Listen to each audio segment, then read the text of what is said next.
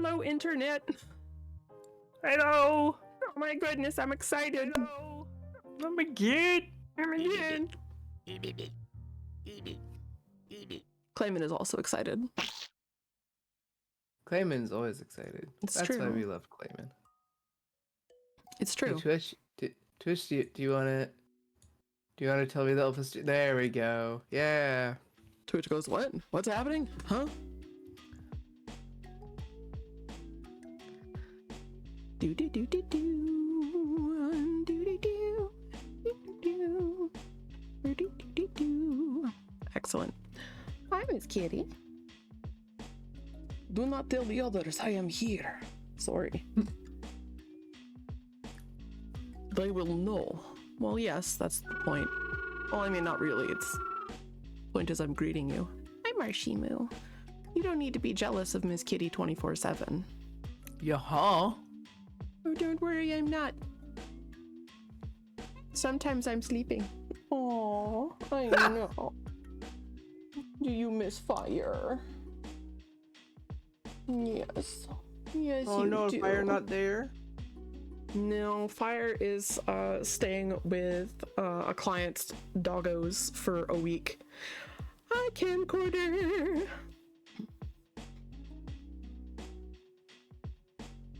How will Miss Kitty and Bruce survive? Angrily and with great dismay and frustration, which actually reminds me he's due for his meds in like 45 minutes.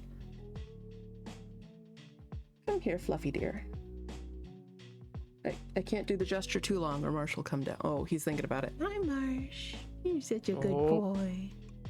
Oh, Squint. Yeah. It's my good baby. No.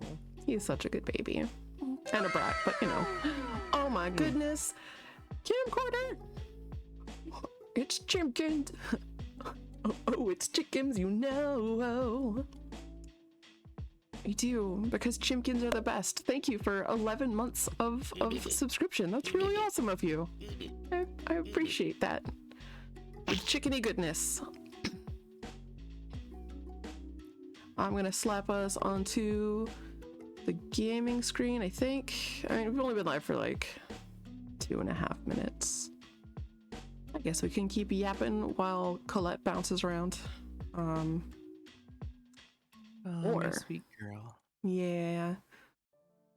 We don't have anyone quite that floppy, but they are equally graceless frequently. So like when Belle has stepped right into those floppy shoes. Oh, good.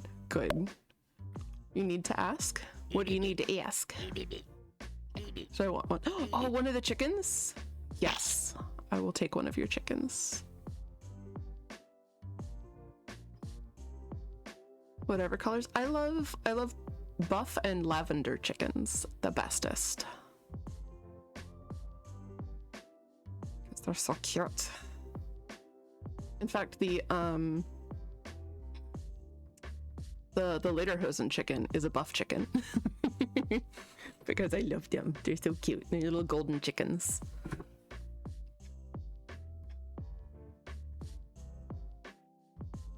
You're happy with how uniform they're coming out. That's awesome. Might as well let people see what Clayman's up to here. Picking his ears. Well done, Clayman. Classy motherfucker. Oh, the classiest. Must adjust so we don't have a black line.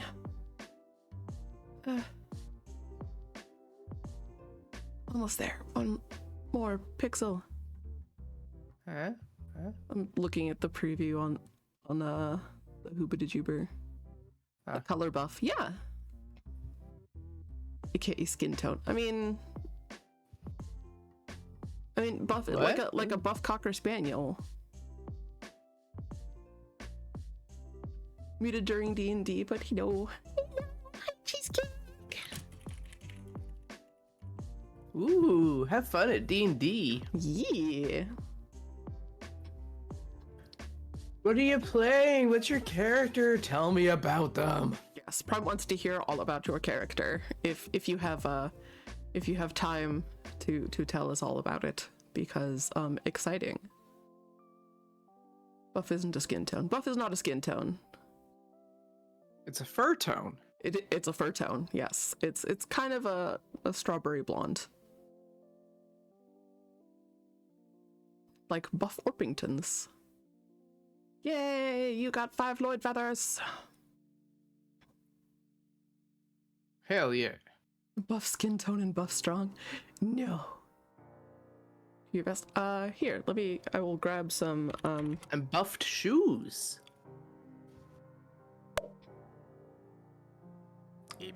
Sorry. Oh, good. Right. Copy image to the DMs. Camcorder. Okay. Buff colored chimkins. Big body.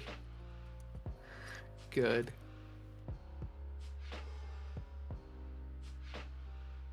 As it should be. Buff popper. They're so cute and I love them. Yeah. I love them real hard. Oh. So Swordfish and Awesome are live. Well, if they're still live when we're done here, I know who we're rating. Oh, because they're also playing Oxygen Not Included. Oh, yes. Oh yeah, one of my friends has been playing that. Nice. Yeah, I do enjoy it. I'm not particularly good at it. I'm not sure anyone's meant to be good at it.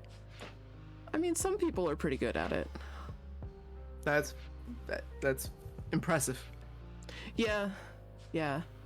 I'm always impressed when I see people.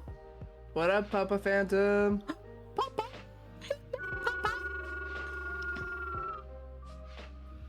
What color beak?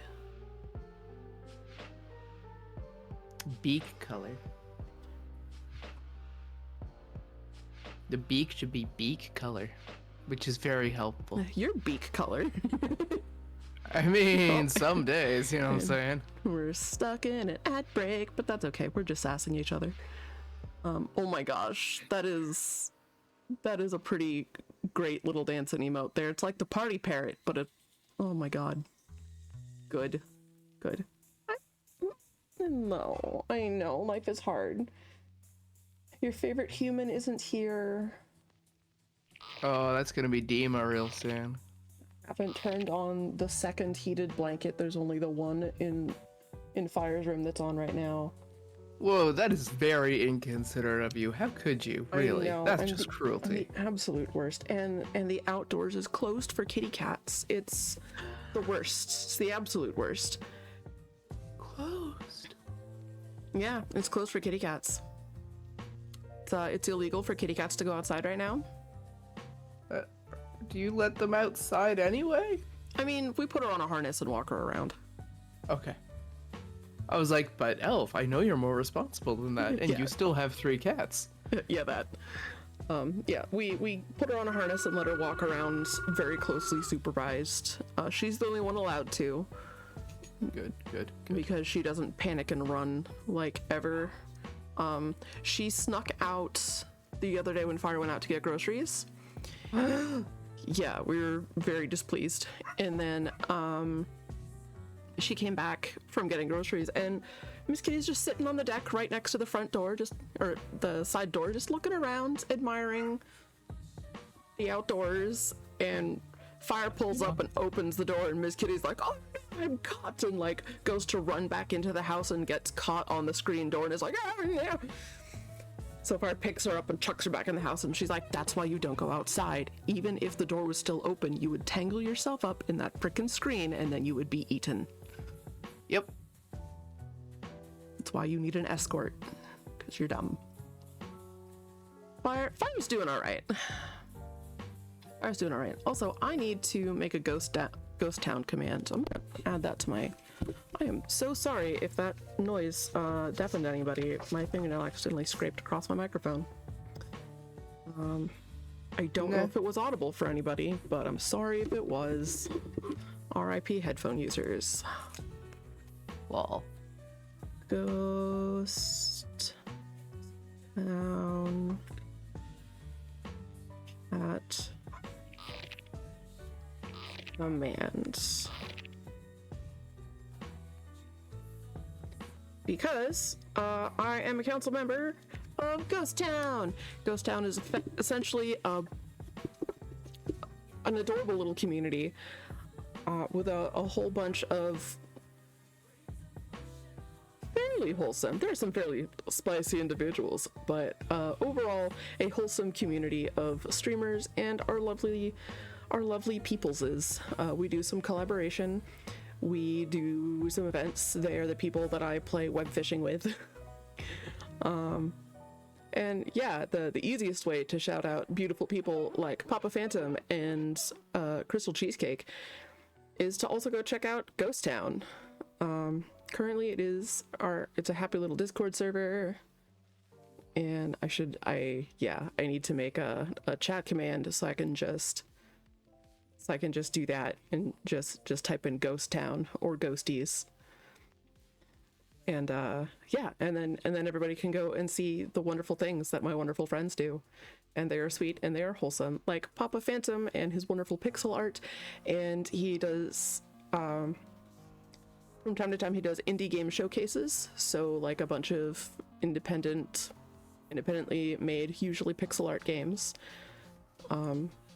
which is I know, Miss Kitty.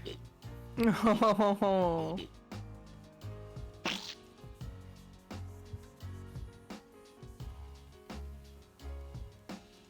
Hi, yes, you're a good kitty.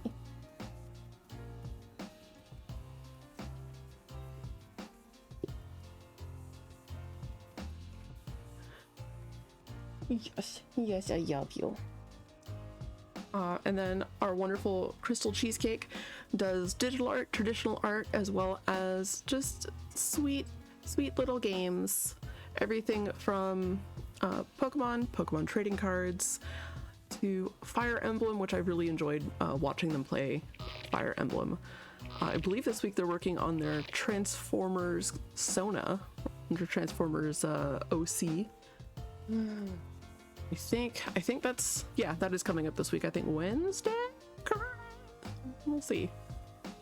I should go look. I should check their schedule. That is very exciting. They're one of those smart people that have like real schedules. It's pretty exciting. What? Oh, it is on Wednesday. Drawing their Transformers OC. Yo. Yeah. They're doing art studies on Mondays, so tomorrow is gonna be Monday study day. Face February, focusing on eyes tomorrow. Tuesday will be the Ghost World Minecraft SMP, which is all the lovely folks of Ghost Town. We have an SMP going now. Oh damn! Currently still can't play Minecraft, but hopefully my hands will cooperate soon, or just get operated on, and then they will be forced to cooperate after they heal. So it's gonna be a minute before I can. Is there a theme around that server? Hey, Lennox!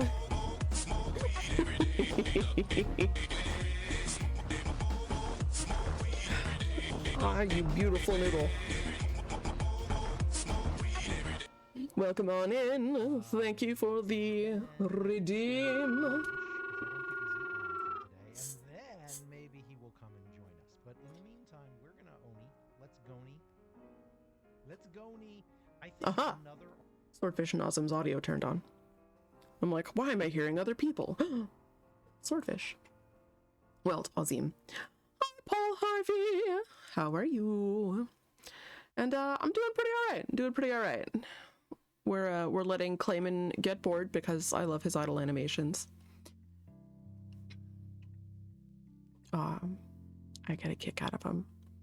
At the last minute, I realized I needed to fix some audio things, so we did a little audio check-in. Oh, Prime says, I do be peeking, though. Okay. You do be peeking. I do be peeking. All right. And I turned me I do down. need Is to be that understood. better? Sitting here, following around a forgotten beast that's terrorizing the third cavern layer. Oh, no. Oh, dear. Well, what kind of forgotten beast is it? I also love forgotten beasts as drawing prompts. Oh, my God. They're great. That's where I ended up getting the idea for the amber unicorn with a spider trapped inside of it. Poison gas chameleon. Oh no, a gassy chameleon. A gassy chameleon. That's terrible. Oh, speaking of which, reptile farts are just gnarly. They're always gnarly. They're never not terrible. Annabelle recently ripped one. We were sitting watching a scary movie, and then suddenly hear this terrible wet noise. And Slime was like, "What the hell was that?" And I'm like, "Ugh." And I look over and I see Annabelle's tail is up, like her butt end is up with her tail off to the side, and I'm like, "Oh, it was her. It was Annabelle. She's classy." Hello. For some reason, I didn't realize that, reptiles could fart. But I mean, they have butts and they eat, so. Yeah. I found, honestly, snakes to be the gassiest, which is weird, because, you'd expect it to be tortoises. Because, tortoises are eating so much plant matter all the time. You would think, but no. Snakes. Huh. Weird. Yeah. The weird things you learn about biology as a keeper of weird pets. Yeah. Well, apparently, I have a bunch of weird cat knowledge, but I didn't think it was weird. Well, I mean, cat, you and I do, because we're animal nerds. I mean, yeah. I have weird cat knowledge that I didn't think was weird until I lived with a roommate who has cats, but doesn't know anything about them. Oh, dear. Yeah. Well, at least you're there now. Yeah. Wish I'd been there a little sooner. He was feeding one of his cats a slice of ham every day. Yeah, that's a great way to just burn out anything's kidneys. Uh-huh. Yeah. Yep. That's why Bruce doesn't get, bacon very often either. He doesn't get sandwich meats. Yep. I was like, oh, he knows, right? He's gotta know. He must I know. know it's And then gonna he's like, destroy his kidneys. And then the cat died of renal failure. And he's like, I don't know if there was anything I could have done. I'm like, do I tell him? Yeah, I should tell him. Actually, Oh my god. might have been one thing. There might have been a contributing factor. Yeah. Poor guy. I mean, honestly, that's kind of what ended up. I gave my giant African bullfrog too many mice. I gave him too many treats. He would sing every night that he got a mouse because he was so happy. But then he got a fatty liver and he passed from fatty liver disease. Oh, god damn it. Yeah. Do some dogs live forever on bacon and broccoli? Not healthily. Bacon and broccoli? And the broccoli farts would be just horrific. By the way, if ever you are watching someone's reptiles and they're like, just give some veggies to the feeder insects, do not give them anything of the brassica family. Do not give them cauliflower or cabbage or broccoli or Brussels sprouts. Do not do that to yourself. Oh, that's broccoli what farts. makes them so gassy. Oh, I see. It smells like bad broccoli. Oh, no. It's cabbagey. It's terrible. No. And you're like, oh, they have a great big dubia colony. I'm just, chopping up some veggies for myself. Might as well just throw what I'm not eating to the bugs. And then you go to open the bug habitat to feed the lizards, and you're like, oh my goodness, a 3-stream streak. Congratulations, Lennox. Samesies. Yay. Anyway, we should probably start the reading. As much fun as I am having. Talking about critter farts, as we do. You set the colors? Excellent. I like how I just pause and like don't want to interrupt Clayman when he's doing stuff. All right, Cam, I will get back to you on more of the color stuff after stream. That way I can have something that resembles focus. I did take my Ritalin like 20 minutes ago. Hopefully that'll be kicking in soon. Maybe it is kicking in nowish and is why I'm like, oh yeah, the thing that we're here for. What's this? What's this? Oh, Neverhood. Hello. Oh, right. Oh yeah.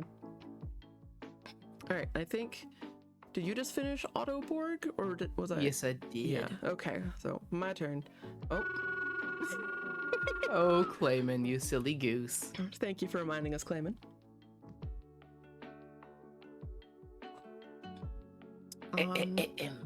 Just had a sip of water here. I'm gonna pause the background music. All right. Homan. Quater made Homan and gave him 2 crowns and let him decide what to do with the extra one. Homan had a son named Pinto Bunyan, to whom he immediately gave his 2nd crown. Pinto Bunyan helped Homan with all that he did.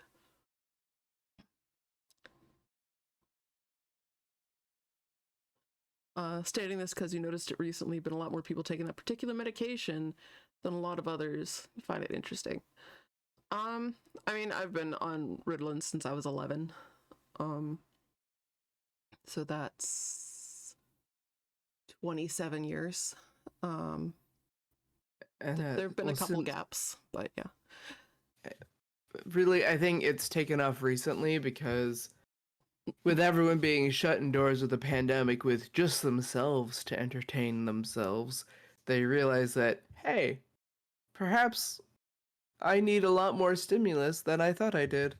And perhaps I find it really, really, really hard to do things that I had previously had support structures for, and actually went and sought help. And also went on TikTok and saw all these relatable people like, haha, just ADHD things, and like, haha, wait, what? Wait, why are all of these things so relatable for me? And then additionally, being stuck indoors during the pandemic, you didn't have any external structure for your day. So suddenly, people who just, like, we thrive with structure around us.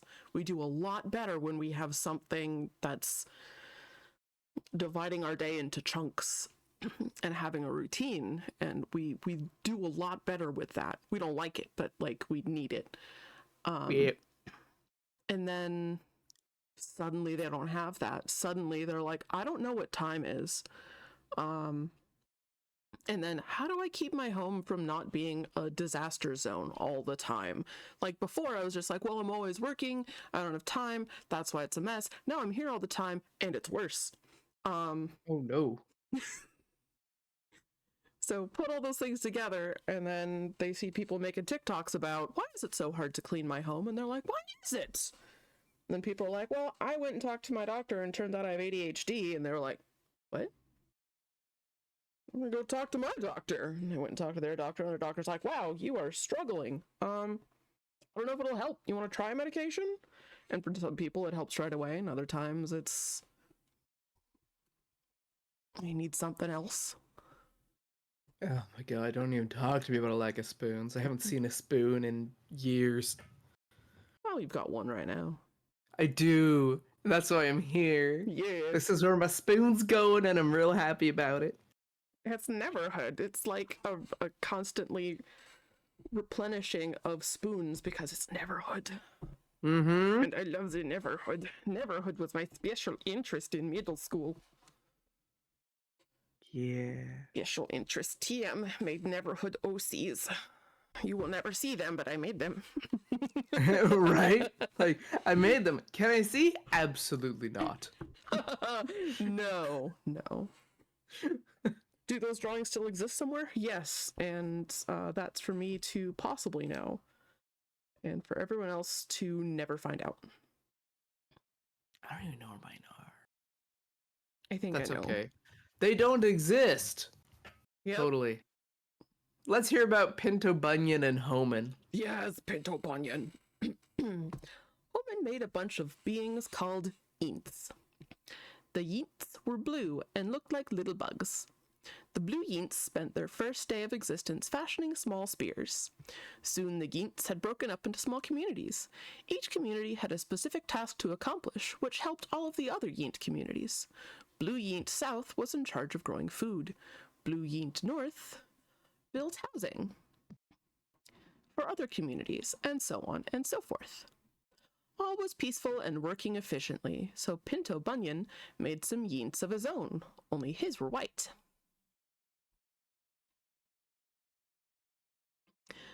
Now I it don't see came what could about, possibly go wrong. right? Now it came about when the white Yints began to multiply on the face of the land, and daughters were born to them, that the sons of the blue Yints saw that the daughters of the white Yints were beautiful, and they took wives for themselves, whomever they chose. The Hutsa Mutsa were in the world in those days, and also afterward, when the sons of blue Yints came into the daughters of white Yints, and they bore children to them. I Wow, a feel little like that graphic could have there, been but phrased okay. better. Like phrasing. This is a little graphic. I mean, yeah, technically, but damn. Right? Those were the mighty Yints of old, Yints of renown. The white Yints instantly mingled with the blue Yints, but they refused to acknowledge the community system of the blue Yints. The white Yints enjoyed the fruits of all the blue Yints' hard work, but did not help them work at all. How very white Yint. I know, right? Oh, Peter Steves. Ayo. Oh my god, I had planned to start streaming the Neverhood like on New Year's Day, and instead I got sick like the week of Christmas and was just sick and unable to form words without more phlegm than voice until last week.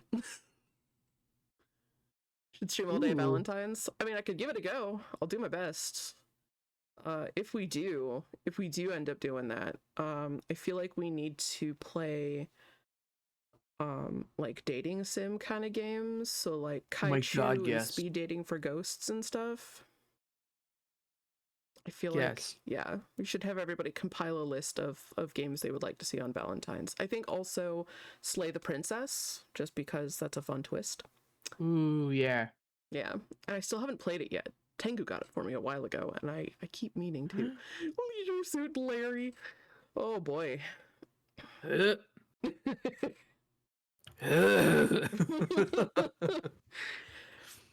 you know what? We play that on Mardi Gras. You know what? Yeah. Yeah, that's, yep. It's a good idea for a Mardi Gras game. I like that plan. And all day stream. We'll see how I keep my energy up. Look, you plan it for 4 hours, and then if you're able to do more, then you do. Yeah. And if you're not, then you log out on time. Yeah. Or you get distracted and still log out an hour late. Yeah, that is the way of things. All right. Oh no. The white Yints enjoyed the fruits of all the blue Yints' hard work, but did not help them work at all. It only took one white Yint to throw an egg at a blue Yint one morning to cause a dreadful feud. Oh my goodness, Celestial Bean Art! Holy Butts, the maker of Buttfest! Hi, Celestial Bean! You should literally play Sims. I mean, Fire has Sims. I should play Sims on Valentine's. Oh no. I mean, that would become an all-day activity, yes. That is true.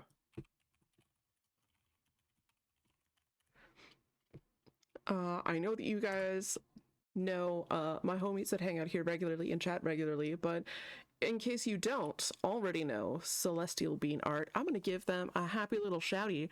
Celestial Bean Art is a delightful and hilarious art streamer. We absolutely adore them. She also started Butt Fest, which is an annual event, which one day will align with my hand functionality, and I will be able to draw butts for Butt Fest. So is that like Valentine's Day or? It's a celebration of butts. It's in January, every year, and it is beautiful and wonderful. Oh, I see. Yeah.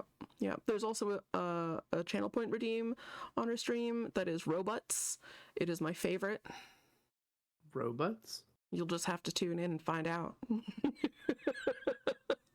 Man. because I love it so much. Oh, anytime I'm there and not just in the deep lurks, I'm like, it's time for Robots. Because robots are so good. It's all robots. I like that description, in the deep lurks.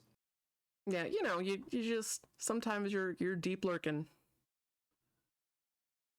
I'm frequently deep lurking. Do you like that You're so sometimes? wholesome and good. We love you.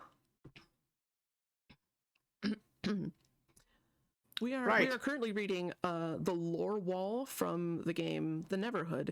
It is a literal wall. We got through 3 of the Sons of Quater, 3 of their books. It took us about 3 hours. I'm assuming we're going to use up all 4 hours and probably a bit. And you guys get to see the payoff at the very end. It's very exciting. It's true. It only took 1 white eent to throw an egg at a blue eent one morning to cause a dreadful feud. So, of the blue yeents, rose with all the blue yeents of war to go up to the white yeent east, and chose 30,000 blue yeents, valiant warriors, and sent them out at night, as he commanded them, saying, "See, you are going to ambush the city. From behind it, do not go very far from the city, but all of you be ready. Then I and all the blue yeents who are with me will approach the city, and it will come about, when they come out to meet us at first, that we will flee before them, and they will come out after us until we have drawn them away from the city. For they will say, they are fleeing before us, as at the first. So we will flee before them, and you shall rise from your ambush and take possession of the city. Then it will be when you have seized the city that you shall set the city on fire. See, I have commanded you." Most of the Eents of war in attendance could not understand Emma, for the language he used was flowery and outdated. Oh no. Oh no. He's speaking in Shakespearean English while everyone else is speaking, I don't know, Gen Alpha. It's like, I don't understand you. Still, few in attendance there from among all those in attendance did hearken and understand.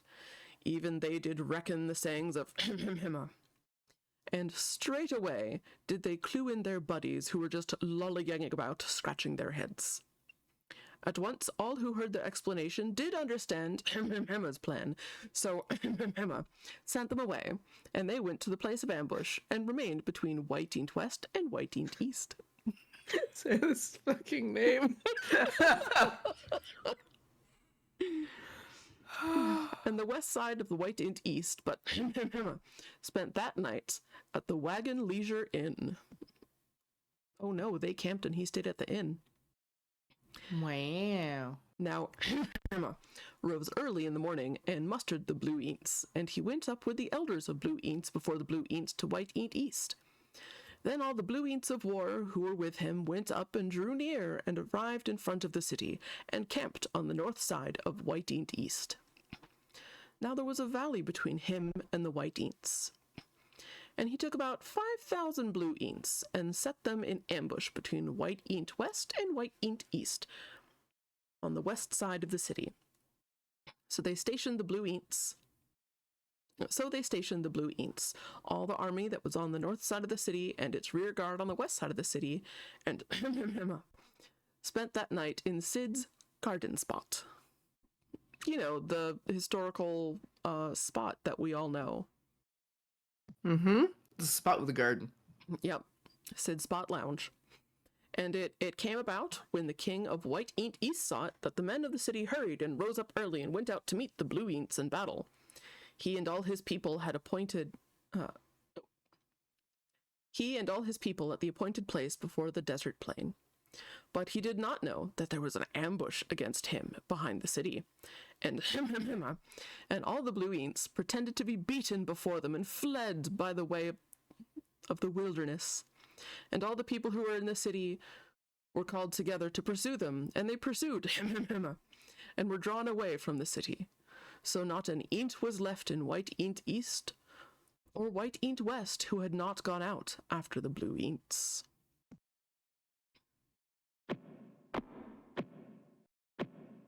Avatar all over again. Blue people won. And they left the city unguarded and pursued Blue Eants. Then Homan said to Emma, "Stretch out the spear that is in your hand toward White Eant East, for I will give it into your hand." Oh. So Emma stretched out the spear that was in his hand towards the city, and the men in ambush quickly rose from their place, and when he had stretched out his hand, they ran and entered the city and captured it, and they quickly set the city on fire. When the men of White Eant East turned back and looked, behold, the smoke of the city ascended to the sky, and they had no place to flee, this way or that.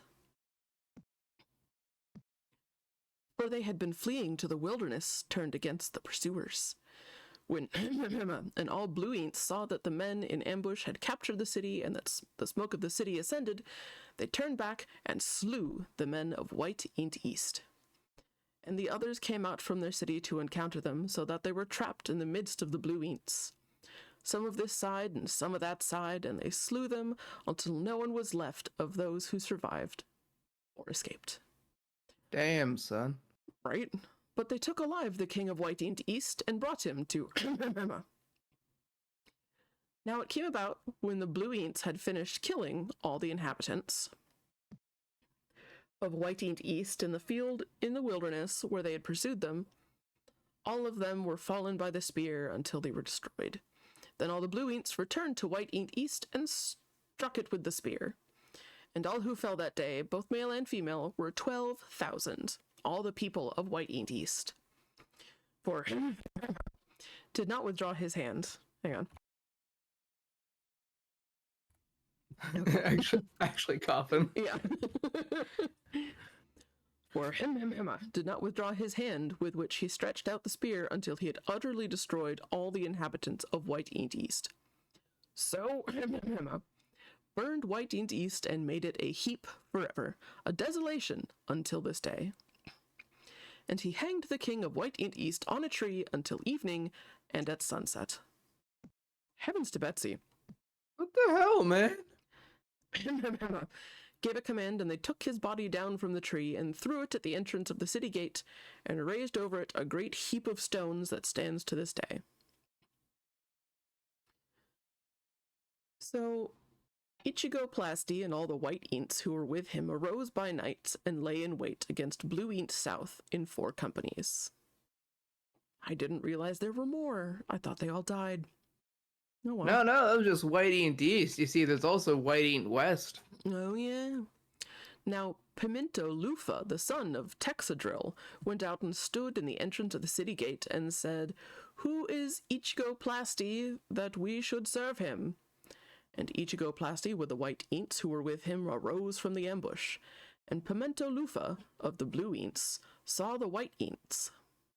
He said to Factotron, by the way, if you don't know who any of those people are, neither do we, it's fine.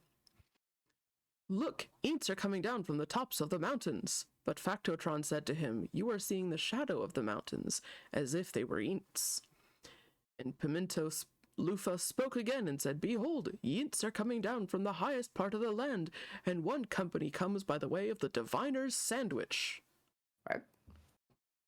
What would that look like in terms of a landscape? The Diviner's Sandwich. You know what? Yeah, I'm adding that.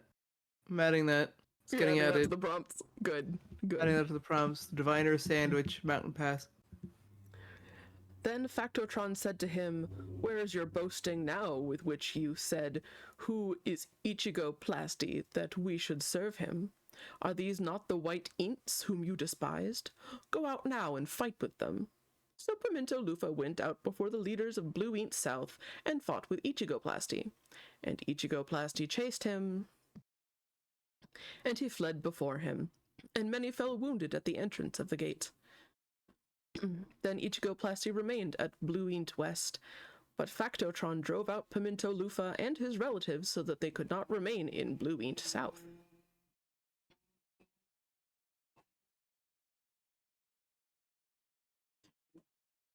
Huh. Neighbor has turned on the chainsaw. Ah. I've Good. made some adjustments to my I need to turn that down a little bit. Or no, I need to turn it up. So it doesn't just pick up his there we go. Alright. I had to adjust my my Vieto tube guy because my little puppet, because it was picking up his chainsaw. Hopefully shit. the mic isn't picking it up for you guys. If it is, I'm sorry. I don't know why he decides to do this as soon as I've had OBS open for a while. I mean, maybe he just does it in the afternoons. No, because he hasn't had the chainsaw out in like a month. Oh, wait, it's snowing right now. It is snowing right now. There is snow outside. Like not a lot, but there's some. Huh. Yeah, it's great. It's my favorite. Anyway, now it came about the next day that Blue Ints went out to the field, and it was told to Ichigo-Plasti. So he took his white ints and divided them into 3 companies and lay in wait in the field. When he looked and saw the ints coming out from the city, he arose against them and slew them. Then Ichigo-Plasti and the company who was with him dashed forward and stood in the entrance of the city. Of the city gate, the 2 other companies then dashed against all who were in the field and slew them. And Ichigo-Plasti fought against the city all that day, and he captured the city and killed the Blue Ints who were in it. Then he razed the city and sowed it with salt. Damn. Okay. Burned and salted their fields, Jesus. When all the leaders of the Tower of Blue Int South heard of it, they entered the inner chamber of the Temple of Hallmark, or the door. What even is going on with this lore? I don't even know! And it was told to Ichigo-Plasti that all the leaders of the Tower of Blue Int South were gathered together, so Ichigo-Plasti went up to Mount Chlorescent, he and all the ints who were with him, and Ichigo-Plasti took an axe in his hand and cut down a branch from the trees and lifted it and laid it on his shoulder. Then he said to the ints who were with him, "What you have seen me do, hurry and do likewise." And all the ints also cut down each one his branch and followed Ichigo-Plasti and put them in the inner chamber and set the inner chamber on fire over those inside, so that all the blue men of the Tower of Int South also died, over 1,000 men and women. What the fuck? Oh, good. Then Ichigo-Plasti went to Blue Int Southwest and camped against Blue Int Southwest and captured it. But there was a strong tower in the center of the city. Oh no. Oh no. And all the men and women with all the leaders of the city fled there and shut themselves in, and they went up to the roof of the tower. So Ichigo-Plasti came to the tower and fought against it, and approached the entrance of the tower to burn it with fire. But a certain female int threw a 16-ton weight on Ichigo-Plasti's head, crushing his skull. What in the Looney Tunes? What? How did she throw it? Then And what was her name? She's a fucking hero. Yeah, no, but she's a woman, so it is very you're biblical. right. Then, with his skull crushed, he quickly called out to a young int, his armor-bearer, and said to him, "Draw your spear and kill me, lest it be said of me, a female int slew him." Wow. Yeah, classy.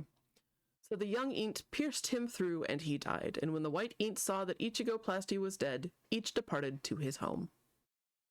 Oh, he's dead? Oh, fuck this then. When the blue Eents and the white Eents started to fight, so did Pinto Bunyan and Homan.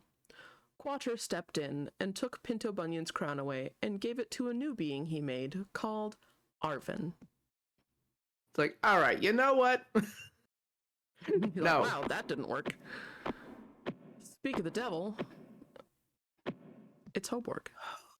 Hoborg! That's not Arvin at all. It isn't. Our boy Hoborg, a being who had to create because he had to. Mm-hmm.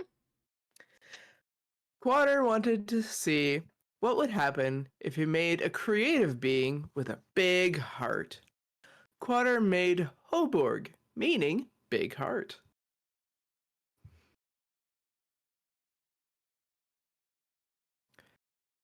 Hoborg was given a crown, and he set out into a void of clouds as Quater watched him from a distance. Hoborg liked the idea of making a place for some beings of his own. He knew that the clouds that swirled around him would make a perfect sky, so he just needed to make some land. One thing that concerned Hoborg was that perhaps some of his beings would come out bad. He wanted to make beings which he could enjoy forever, but he did not want to force them to love and respect him. He decided that he would make his beings with the ability to choose right from wrong. Working everything out in his head, he figured he could make one child at a time and see if he turned out good before he started on the next. Hoborg made a tiny scale model of his world in clay, with a K or a C, to see if it looked the way he had imagined it. He spent about 20 years designing the shapes and colors of this place, which he would call the Overhood. He needed some clay to make his world, and the only place where clay could be found that was of the purity and quality Hoborg wanted would take 400 years to reach. Oh, jeez. He was so anxious to get started that he asked for help from Quater. Quater, thank you for making me with such a fine crown. Everything in life is just so wonderful. But I was wondering... Hoborg got down on one knee. Can you help me get to the clay of highest quality? Quater laughed. That would take even me a long time to reach. What's wrong with the clay that I've already given you?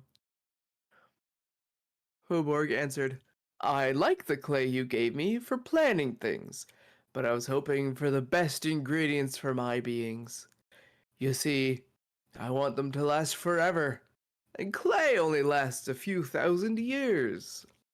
A few thousand. Just a few thousand. Quater was impressed. Here's a scope that will help you see as far as you need to. You'll be able to pick the shortest path to the clay, which should save you quite a few years of travel. Hoborg received the scope.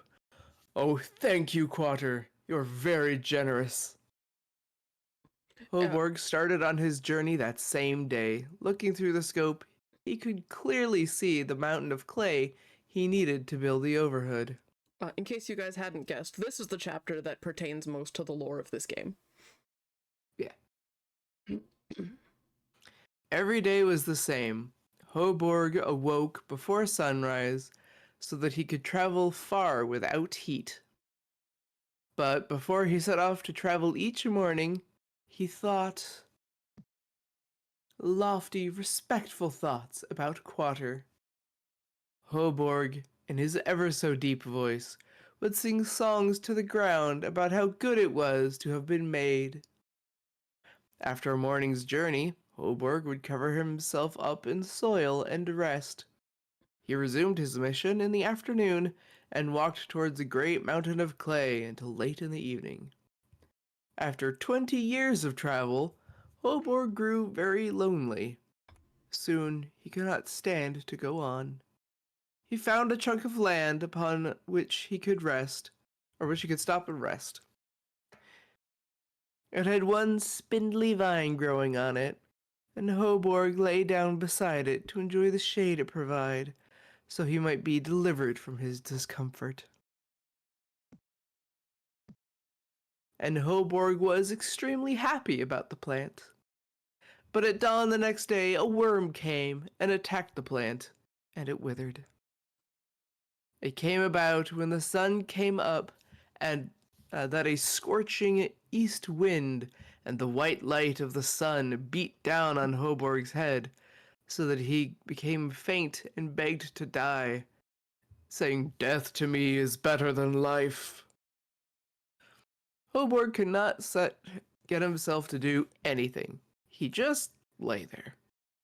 Hoborg began to scrape, absent-mindedly, at the dirt where his hand lay. Then he said, "Scraping is better to me than death." It was a fine, dry dirt that was packed down and baked hard by the white sun. His fingers bent, lifted, and stretched, bent, lifted, and stretched, bent, lifted, and stretched, scratching relentlessly. Hi, His Sam. Sorry, Seventh Sam is coming. Hi, Seventh Sam. We fucking love you. How are you doing? How was the poppers? Sam grew up with Newfies. And Sam, do you currently also have a Newfie, or are those your folks' Newfies that you sometimes visit? I love Newfoundlands. Newfies are great. They are. We used to love brushing at our aunt's Newfies. It's true. The latter two of them, nice. They are Sam's folks' doggos. Very nice, very They're nice. wonderful. They're wonderful to visit and wonderful to not have to scrub your own walls because of accurate. or vacuum. Yeah. Aunt Marty vacuums like twice a day. You wouldn't know it, but she does. Yeah. All right. Yeah, we are. Gus and Sophie, black and brown, brother and sister. Aww. I love them. Next time you see them, give them extra kisses from me, okay? I love them so much. Today we are reading the Lore Wall from the Neverhood. I think we just finished book 4. We're on book 5. There's 7. So we're getting there. We're moving right along. One of your favorite childhood games. Yes, same. We first played this So good. During Thanksgiving break in 1998. We played it with our dad. So yeah. Game got you into making stop motion movies. Same though. I've been playing around with some more stop motion stuff, and I might poke you about that some more if you want to work on something cool and silly. Because I would love to do that. I also part of what gave my needle felting a direction was I had the idea that I could use some of it for stop motion as well. And did that in college actually. I did a course where I made a very short stop motion thing, which was fun.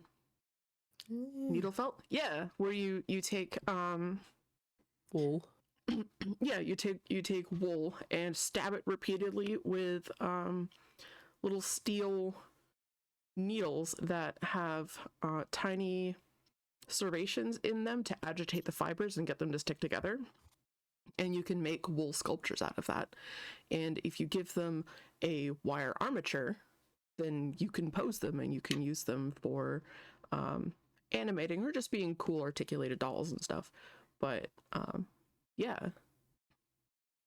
sounds really cool. It is, and it's getting more popular, which is nice. Easier than clay? Yeah, because you don't have to worry about like leaving fingerprints and stuff because it's just wool. I really like it, and I look forward to my hands being more functional again so I can get back to needle felting and making armatures and doing all of the fun things that I would like to be doing, because I miss that. I miss making things. I'm much like Hoborg. I am a being that has to create because I have to. I understand. Yeah. I think I'm getting close to being able to actually do stuff again. How am I doing with my hands? Not great. Not great. They're I was able to hold my coffee mug this morning with one hand. Hey. Yeah. Not for long. I had to switch to two hands pretty quickly, but I was able to do it. Dude, handles fucking hurt. Handles are hard. Oh my goodness, zombie giant sponge, 13 months! Thank you for the 13 months of support. I appreciate that. I can't believe it's been that long. Yay! Is your name a reference to Monkey Island? Zombie giant sponge? It's a reference to Dwarf Fortress. Oh, okay. Because they're giant sponges. Oh, your hands are suffering from RSI. Bit of the same boat. Too. Yeah, it's RSI along with messed up hand anatomy that just finally, like, it was jankily put together. I have extra bones in my hands, and between overuse and then the weight loss, which is actually like reducing the fat in my hands, which means there's less anything keeping things safe from the bones. Yeah, you remember explaining the bone thing. Yep. That's why the hand surgeons at UW Medicine got in a dick waving contest to see who got to work on my hands. But now I got to update my insurance and be like, hey, look, I have new insurance and it's shinier.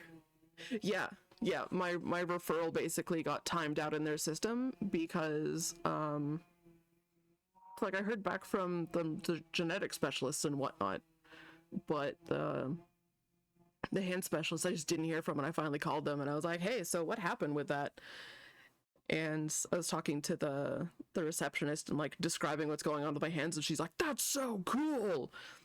I'm like, yeah, I figured they'd be really excited to check it out. Maybe they're too excited. And she's like, oh, going through the system, and she's like, oh, yeah. I'm like, did they get in a dick waving contest? And she went, yeah, they did. Okay. It's too exciting and they all want to work on it.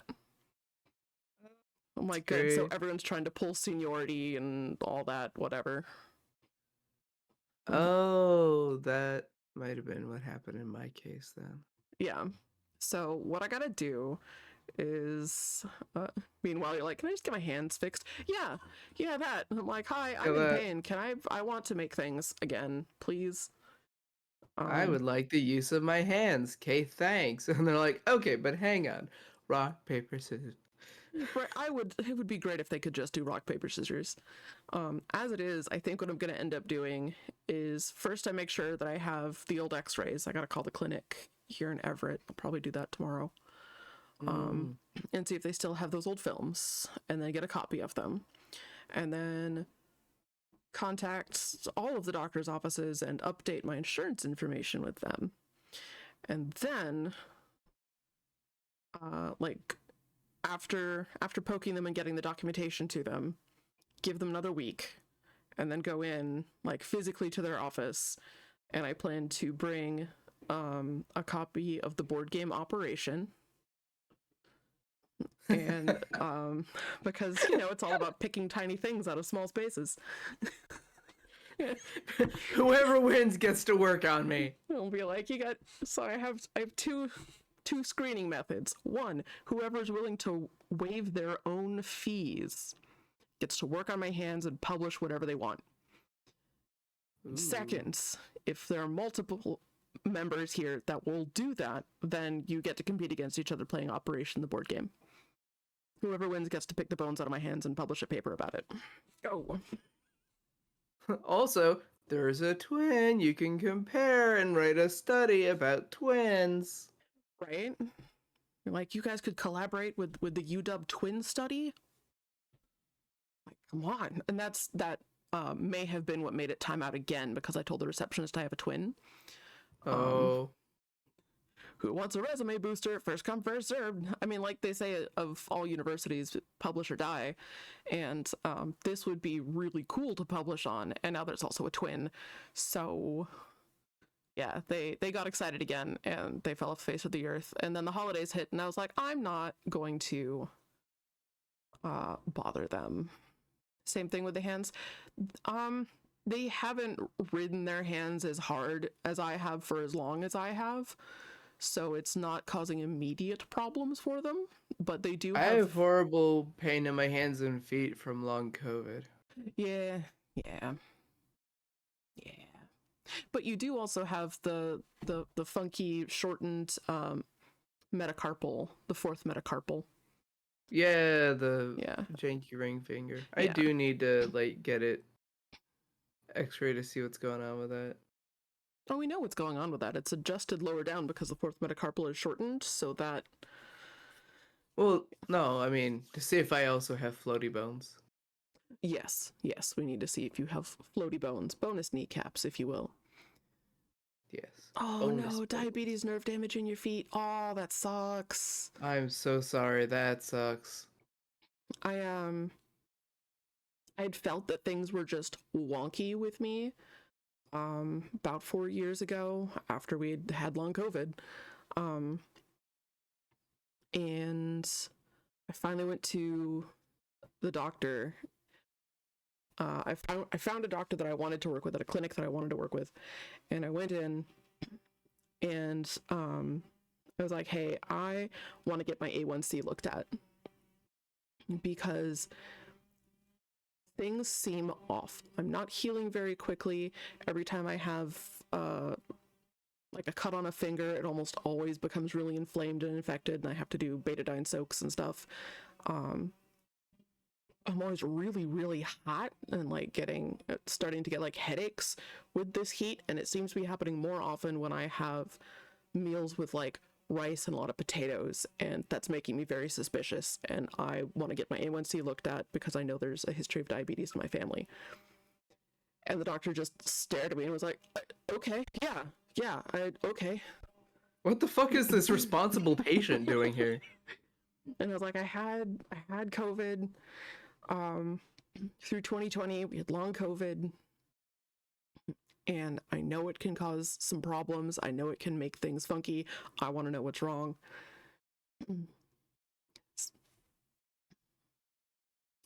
Always hungry, never satisfied, peeing way more than usual. Signs you're entering DKA. Oh no. DKA. Diabetic ketoacidosis. Oh! I had an in-law who recently. He got to the ER and his blood sugar was 500. And they're like, "How are you not in a coma right now?" What's with this lost adult? Saitama pointing at Elfie. Yeah. Oof. Sam's was also 500. Dang. I'm Blind glad IRL, you weren't in a coma. If you want crazy blood sugar numbers, Blind IRL was at 800. What the hell? Yeah, his blood was basically syrup. Yeah. Oof, averaging 500 for several months before you went to the ER. Yeah, he was feeling horrific and constantly thirsty. And like his little sister has type 1 diabetes, and he was like, that's a child disease. And Blind IRL, Blind. He is alive, but he has more nerve damage because of the diabetes. Yeah, now he uses insulin and checks his blood sugar more regularly, and he's keeping on top of shit. Although he got extra stressed recently, and because he's moving. Or he just finished moving. Was that recent? No. That was 2020 for him. Type 1 for you as well? Oof. That is rough. My pancreas still works. It's just my insulin receptors are lazy pieces of shit. Yeah, that. Same. Yeah, so I laugh because same. Yeah. That is the perfect descriptor. You lazy piece of shit. Pick up that sugar. And he goes, "What? Oh shit. Well, pick up the frickin' insulin and make use of it." He goes, "What? Yeah. Pick up the what?" I'm like, "It's right in front of you." "What?" It's right there in the bloodstream." "What?" "Oh my god. I'm gonna do some cardio till you wake up." "Huh?" "Oh, hey, insulin." "You're dumb." Holy shit, when did that get there? Just now. Don't worry about it. Right. All things considered, managed to get through with not a lot of permanent damage, only the feet, really. That's good. Oh, and you're on Twitch as well. I mean, I'll take eye twitch and mild foot damage compared to what it could have been. Yeah, that. My kidneys were in distress, but not yet acute distress. So I made a lot of changes. And now my kidneys, as of October, my kidneys are healthy and normal. My A1C is down to abnormal ranges as opposed to pre-diabetic ranges. So it's officially controlled with diet. And now we get to very slowly bring back more exercise, because if I go too hard all at once, then my blood sugar is really wonky and like ping pongs all over the place because it goes too low. Glad it's improving for me. Me too. It's been a 4-year long journey, and it's going remarkably well. You're pretty damn scared in the hospital. Oh god. Oh yeah, talking about blindness, amputation, kidney failure, and you're like, Jesus Christ. I mean, that's what happens if you don't control it. It's because all that excess sugar in your bloodstream, it's sugar molecules are sharp, so they cut things up, and that's why your circulation starts getting bad. They're shredding all of your blood vessels, and that's why your eyes get damaged, because it damages the nerves. They get cut up by the sugar crystals. Terrifying, right? Kids, keep an eye on your body. Go in regularly for blood tests. Make sure you're getting blood tests while things are normal so that you have a baseline to compare things to. Yep. Sometimes doctors need to remember that patients have emotions. Oh my god, right? I was put off doctors for a decade and only went in when a bone was broken or something. After I went in for a throat infection, and the doctor wrote me a prescription for the South Beach diet. How the hell is that gonna fix your infection? Right? I was like, yeah, that's not really helping my immediate problem. I went in and I was like, I have, tonsillitis. There's inflammation. Can we get this looked at? Can you give me a culture so I know if it's viral or bacterial? And then, what's the South Beach diet again? It's basically low carb. It's like ads. Oh yeah, we'll wait. Glued to the glucose monitor now, keeping the A1C. See it as a video game. Yes. Honestly, what one of my in-laws is getting now, a glucose monitor. He went from super healthy, super fine, absolutely functional adult to super duper fucked, and now he has type 1 diabetes. Yeah, among other things. That sounds about right, yeah. The world, the human body is weird, and it does weird and terrible things. It does. But it also means that, like, I don't know, now I'm taking care of my body better than I would have otherwise. Not just in the, I don't eat junk food, but in the, I just pay attention to what it needs. And because overall I feel better and my energy levels are more even, I'm better able to do, like, to narrow down my focus on more things related to my health and feeling better, because now I know what I have a better baseline of feeling okay, because I'm not just always hot and headachy and grumpy and fluish feeling, which is what high blood sugar often does to me. Welcome back. And I'm totally with you on the, like, gamification of monitoring blood sugar levels. I have a bullet journal. I always have a small journal with me, with my blood sugar testing kit, that I just call it my my shuggies log, checking my shuggies. And I have certain goals that are much lower than my doctor's goals, but my A1C went up by like 0.02, and I was like, ah, no. And my doctor was like, I do not care. You are so fine. Oh my God. And I'm like, yeah, but it bothers me. And she's like, cool, it can bother you. It doesn't bother me, and I'm not gonna berate you. You brought it down by like 3 points. You're fine. I was like, meow. Just a grump. I'm just a grump about it. But, yeah, keeping the numbers low and thinking of it like a meat mech. And doctors tend to set the bar of low to accommodate non-compliant patients. Yeah, I can see that. Yeah, because a lot of folks are like, I don't know, I just want to eat what I want. It's like, you can just like have half a portion of it or 2/3 of a portion of it. Or what works really well for me, and a lot of folks that I've talked to, is not just like setting up your portions, but also making sure that half of what you're eating is like high fiber veggie things. Like, that's just, if you do that, if you first load up on veg, then by the time you're done eating the rest of your food, it has all hit bottom, and you're not going to go back for seconds as much.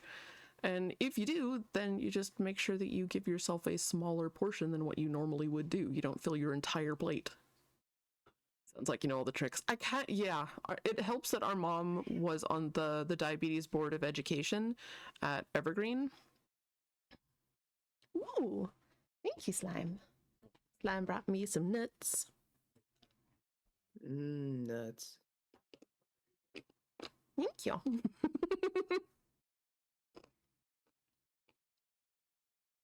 Switch to eating broccoli, lentils, almost exclusively for carbs. Yep.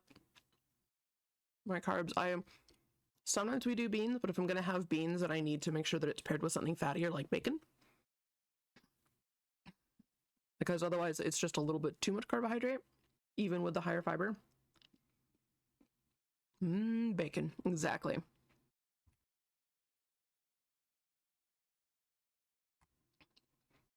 Okay.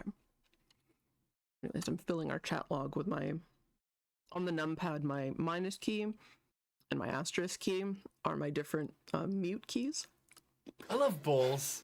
Hey, Smitchell! Smitchell, Queen of Sharks, welcome in! Hey. Thank you for the balls. Lol. Speaking of hands, you got a new ergonomic keyboard. Sweet! That is very exciting.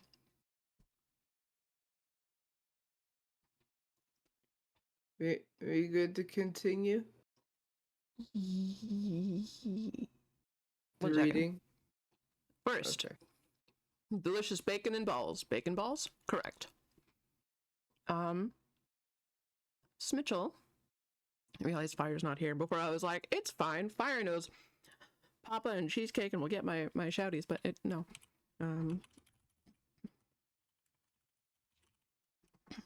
There.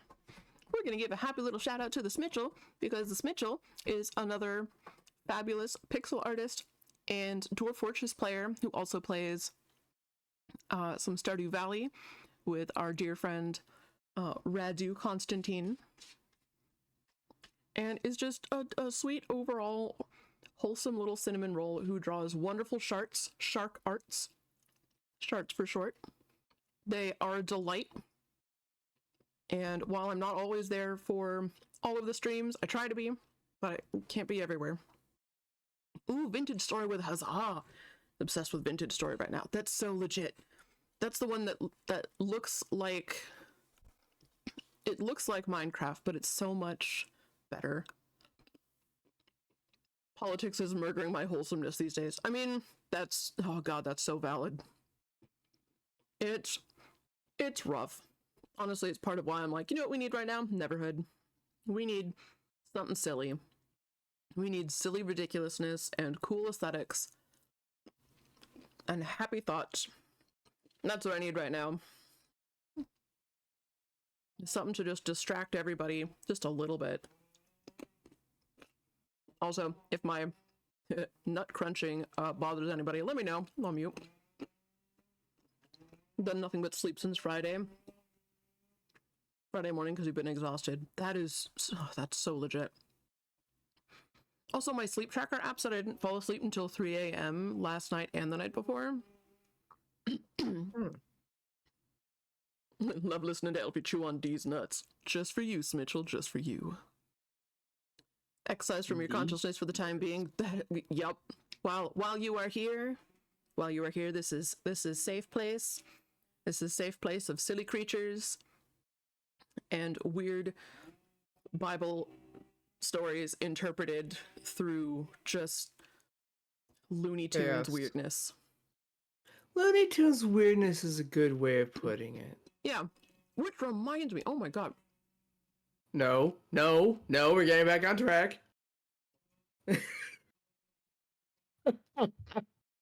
fine.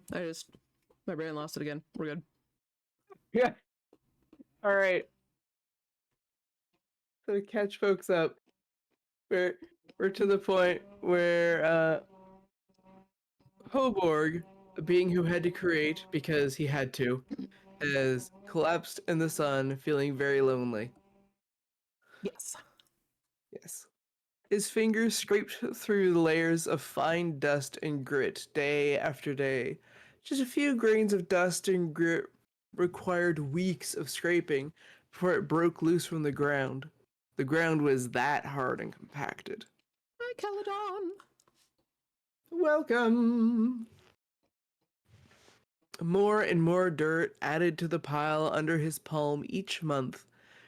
During the years that passed, the only sounds he heard were the scraping of his hand on the dirt and his breathing. After a pile big enough to pick up formed under his hand, he grabbed it, spat on it, and squeezed it and squeezed it and squeezed it until his hand turned white and his knuckles.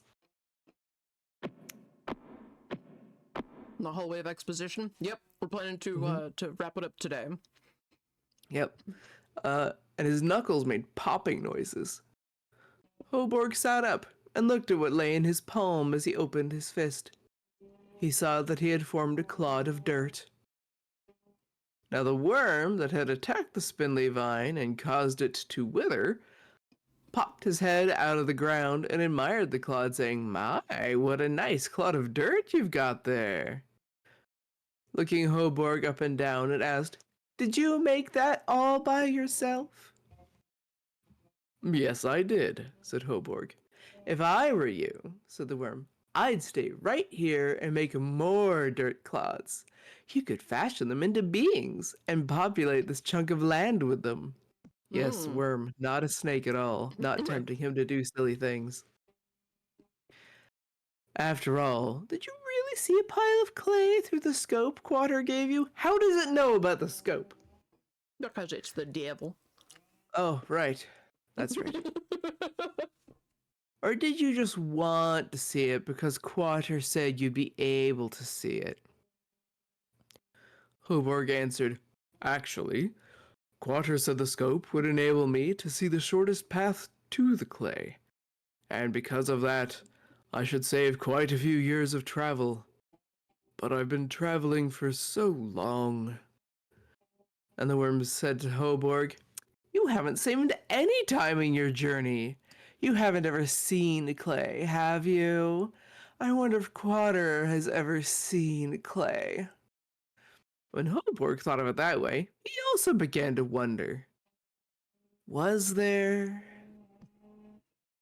such a thing as clay? With a K? He had only heard about it. He'd never seen any. Then a thought occurred to Hoborg.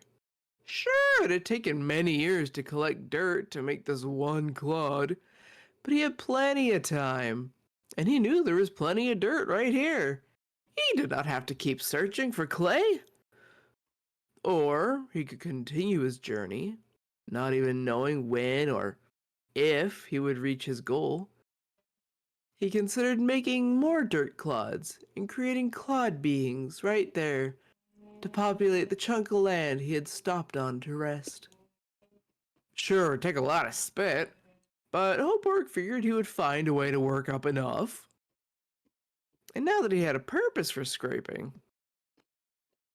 he could use both hands and save time. First, he would finish creating a being from the dirt clod he already had made.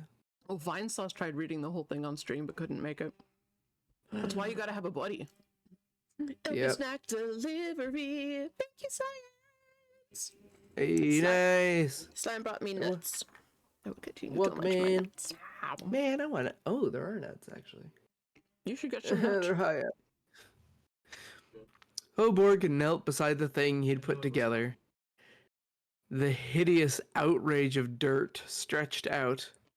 And then, as he worked the clod with his hands, it began to show signs of life and stirred with an uneasy, half-vital motion. Frightful it must have been. Huh? Science is on top of it. You got first and you got LB snack delivery. Oh shit. And I'm gotta interrupt you for just a second here, Prime. Today on Science's stream, this is the first having to use the skill to recreate proper colors. Lols. But Science was live at their local aquarium today. Ooh. So we got to tune in and see they have a Pacific octopus over there, and I was like, hey, we have one of those. I mean, a little easier for us to source them. It's true. And then we let ours go afterwards. Yes. But that's because we got more just outside. Well, that way they can also go reproduce. Yeah. But yeah, every year we catch a juvenile, and it gets to live in the Seattle Aquarium for about a year, and then it gets released to go reproduce. And the last time I got to, gosh, as well as at my apprenticeship in Seattle, I got to see them release the octopus. Oh, I remember that. Yeah, and it went right back to the divers. It was like, no, there's predators out there. I want to go back inside. Right? Like, no. I'm good. Be free. I don't want to be. It's scary out there. You know what? I'm good. I enjoy getting 3 square meals a day and no predators. Let's go back indoors. I'm not staying out here. Look, it's cold out here. It's cold out there. Summer. Take me back inside. Like, they had it in a bucket and went out under the pier and, like, opened up the bucket and started to leave, and it was like, no. I was like, where are you going? It was like someone dropping off their kid at daycare for the first time, grabbing onto them like, don't leave me! It's like, this is your natural habitat. No! It's like, okay, but hear me out. I don't want it. It's like cats that are former strays that decide to become indoor cats, and you're like, do you want to go out again? And they're like, not really. I'm okay. I'm like, maybe for It's a minute. warm in here. Yeah. Like Waldo, who just didn't want to be dirty. Ha! Yeah. Love that cat. Anyway. All right. Frightful it must have been. For supremely frightful was the effect of his endeavor to mock the stupendous mechanism of his own creator, Water. His success terrified Hoborg. He cast away his odious handiwork, horror-stricken, as far and with as much velocity as he could throw.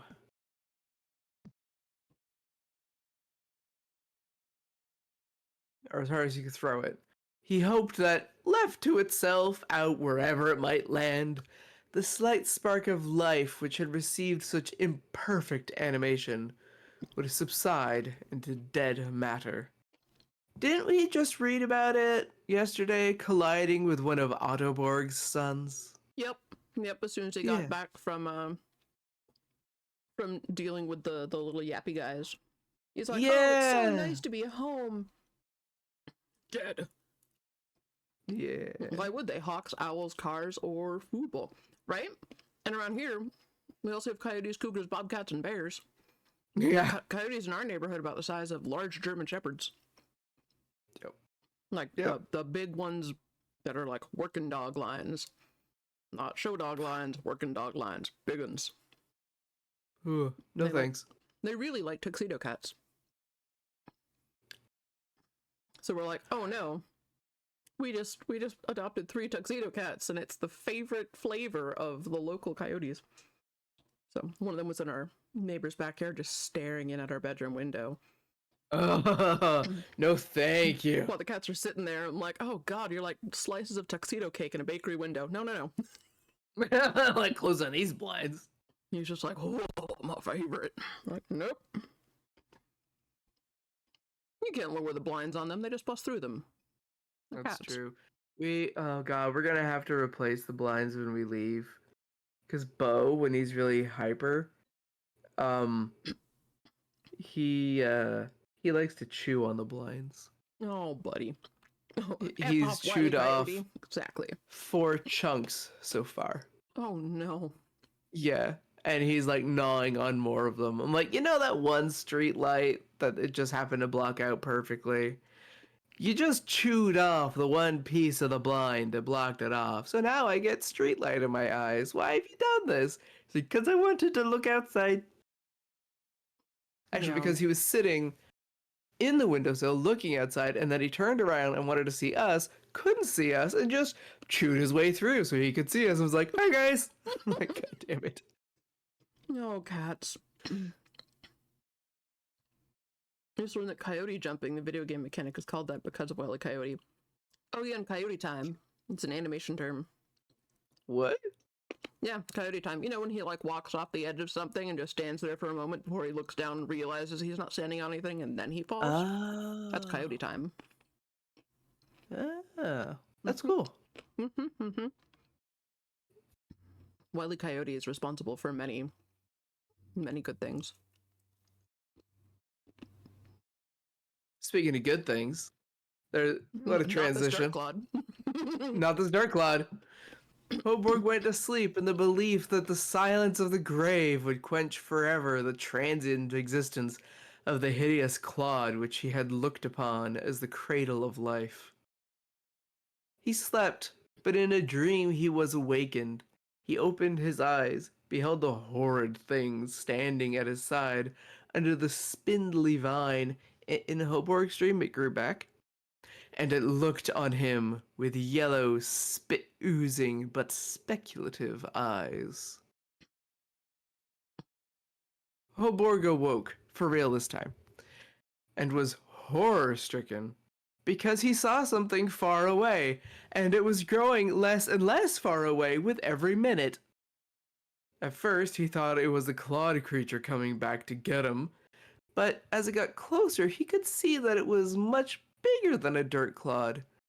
A short while passed before Hoborg could make out the shape. It was a piece of land, with a little red-roofed house on it. And there was a big robot and a little being on it. We read about these guys yesterday! Yay! Hoborg realized that these folks would pass him if he did not act quickly, so he took off his belt from around his waist and made a lasso. He figured that it still was not long enough to reach this passing landmass, so in an act of desperation, he gouged a big chunk out of his chest and rolled it into a great snake that extended the end of his belt. This contraption was long enough to lasso the land, which halted when the cord went taut. The big robot pointed to Hoborg's chest and said, "Me, Bill. Me, Bill." Oh, coyote jumping is the amount of time you can hang off a ledge and jump a la Donkey Kong Country. Oh. That's neat. Hoborg waved and answered, "Me, Hoborg. I am Hoborg." The smaller being, slightly smaller than Hoborg, but 1/50th the size of Bill, pointed to Hoborg's chest and said, "Me think him's pointing your torso. Big ouch." Hoborg had not realized that his guts were oozing.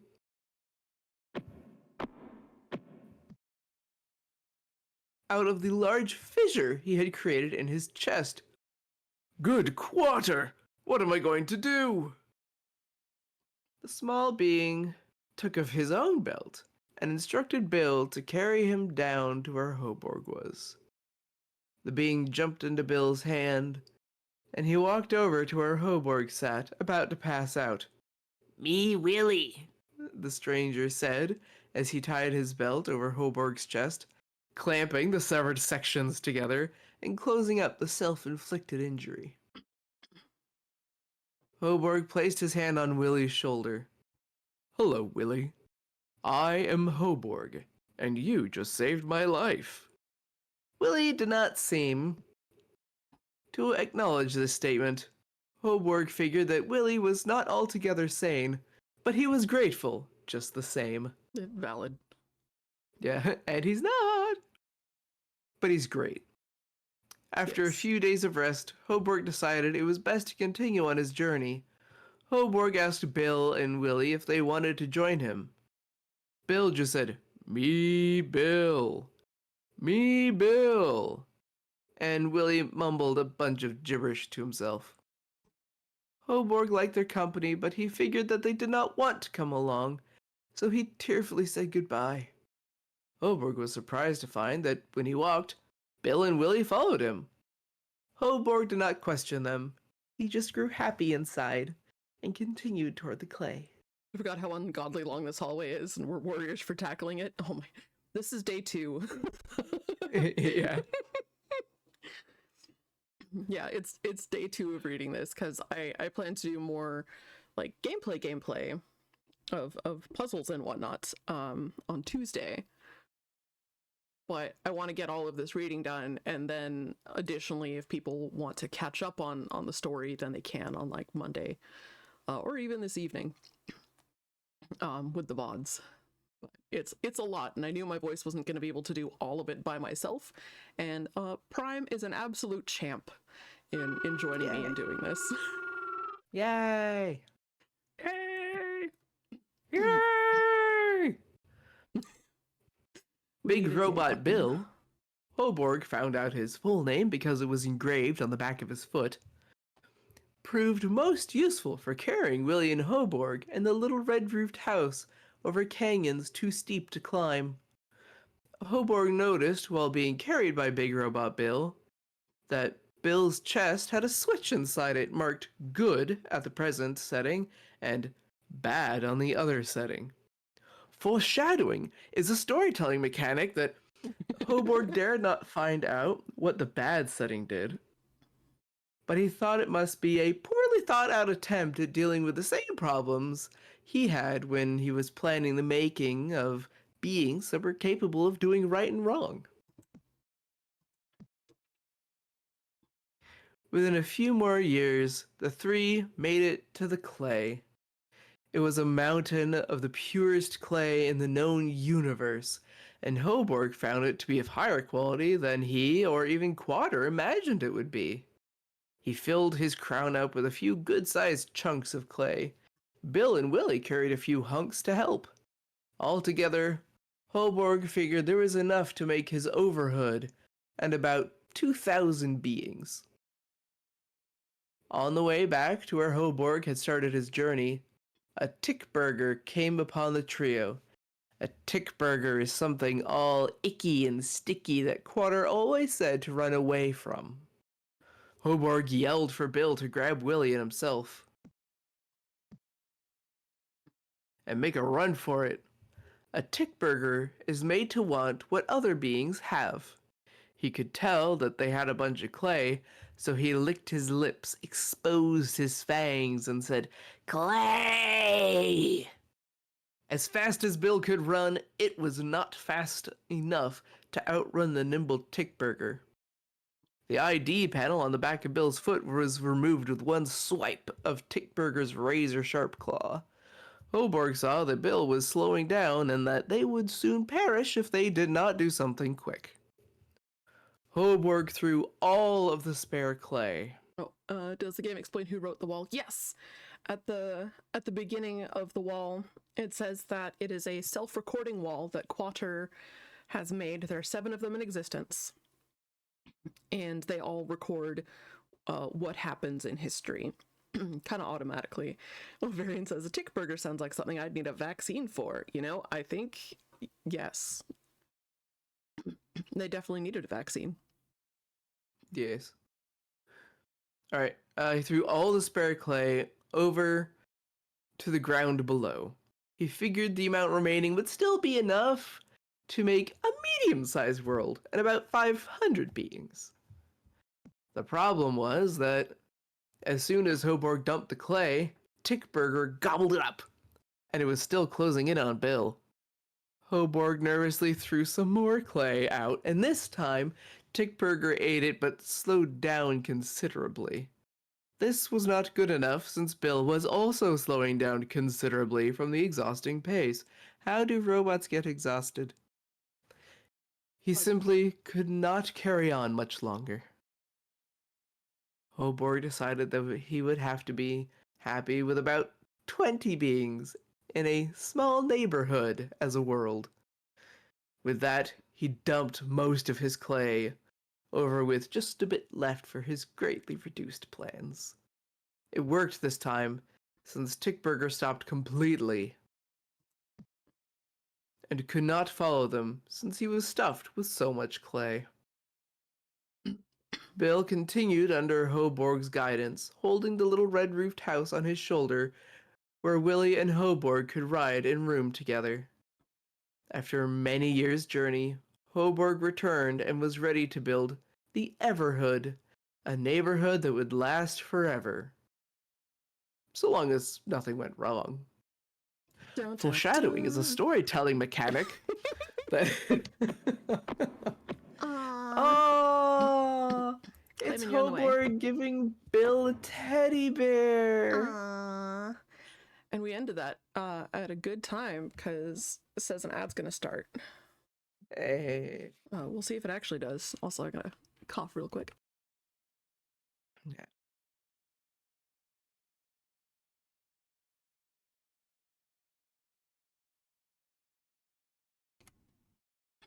Better now. Right, it's so cute. Look at that big teddy bear. Everybody loves teddy bears.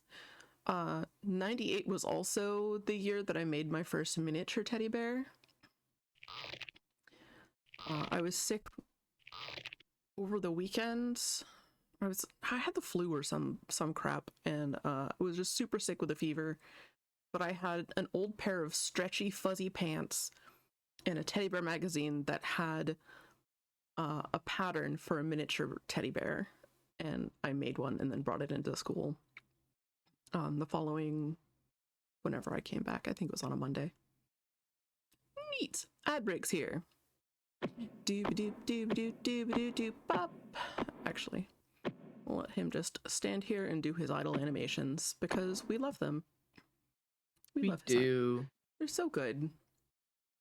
They're like the gold standard for idle animations, in my not so humble opinion. Which also means that, like, whenever I play anything else, I'm like, why is this not as good as the Neverhood? And it's because nothing is as good as the Neverhood. It's impossible. Because the Neverhood is wonderful. And it also means that, like, anytime I deal with other puzzle games and UI and like how the world feels when you interact with it.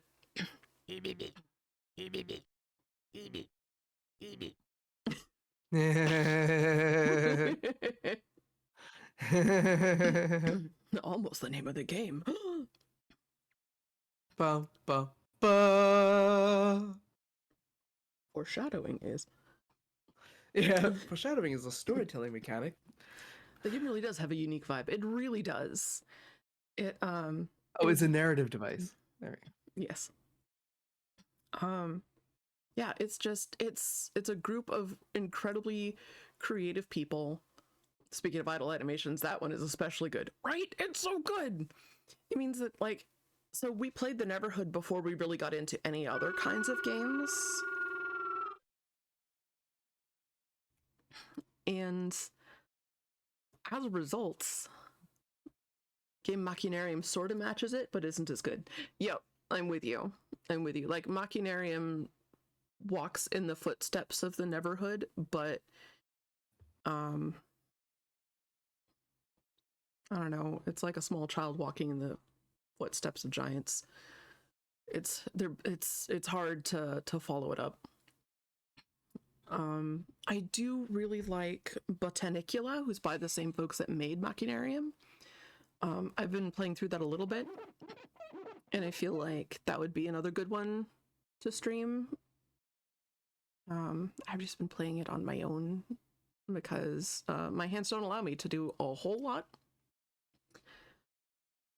Botanicula is one of your favorite games ever? Excellent. Good. I understand why. It's so heckin' cute. You haven't played or even heard of it. Oh, it's on GOG. Going on the list. You know how many times I've listened to that soundtrack?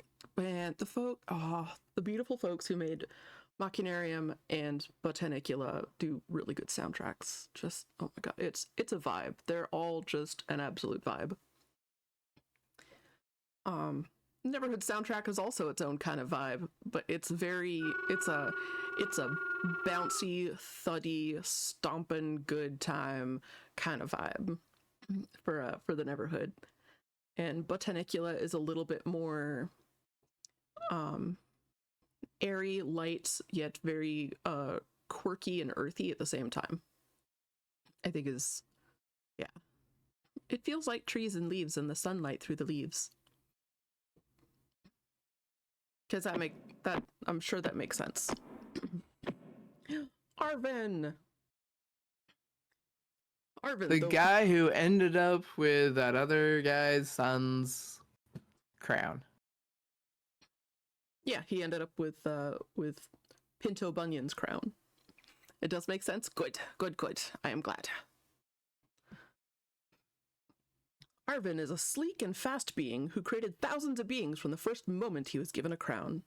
Besides his crown, there is an aerodynamic fin off the back of his head because he is so fast. His style of creating is fast. Get in, create, get out. He does not keep accounts of the worlds he creates nor the beings he creates to inhabit them. Quattro made Arvin quiet, serious, lean, and efficient. Arvin has spoken only once to some of the beings he has created. Quattro wanted to make a being who would fill up the rest of creation with more worlds and planets and beings. Arvin does not even take the time to create beings who will be creators themselves. Arvin now has 7 worlds that his beings inhabit. Nordo is a world consisting of a group of 7 planets, each with a civilization of its own. Lots of 7s happening. The inhabitants of each planet have a distinct mythology with the common element of the 7 planets fighting amongst each other, but they never do in reality. This makes the various races of the 7 planets fear each other intensely, though there is no real need to do so. Oh. Hey, skull monkeys! The 7 planets are Idsnack, inhabited by the skull monkeys. Ooh. Machinarium soundtrack was done by the artist Flux, whose other albums are orchestral ambient electronic goodness, and the Botanicula was done by the band DVA. They sing in gibberish, which makes me very happy. I've listened to most of the albums from both of them, and they're in my top 10 musics. Excellent. Oh, that reminds me, I can, no, cease. No. Oh, bad. Focus. It just tried to blast my ears. And probably blasted everybody else. I am terribly sorry. Viewful playlist. Please enjoy the music of the Neverhood electro jump scare. Yup. It was the Bouncy Game Chops album. And oh boy, that was at a much higher volume than anything else. Anyway, that is the playlist of the Neverhood soundtrack, and it is wonderful, and it is silly, and it has, I believe it has all the sound effect records on it, which makes me very happy. Yeah. Yep. Yeah, it's all of the little songs from the radio are on there, which is wonderful. Like sound effects record number 32, a classic. Definitely listen to that whenever you can.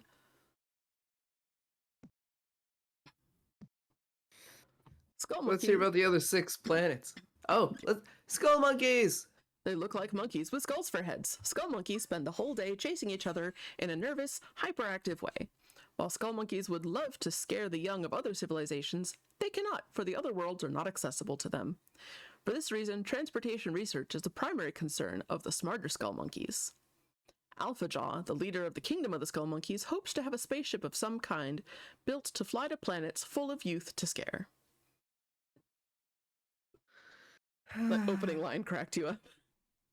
Monkeys with skulls for heads.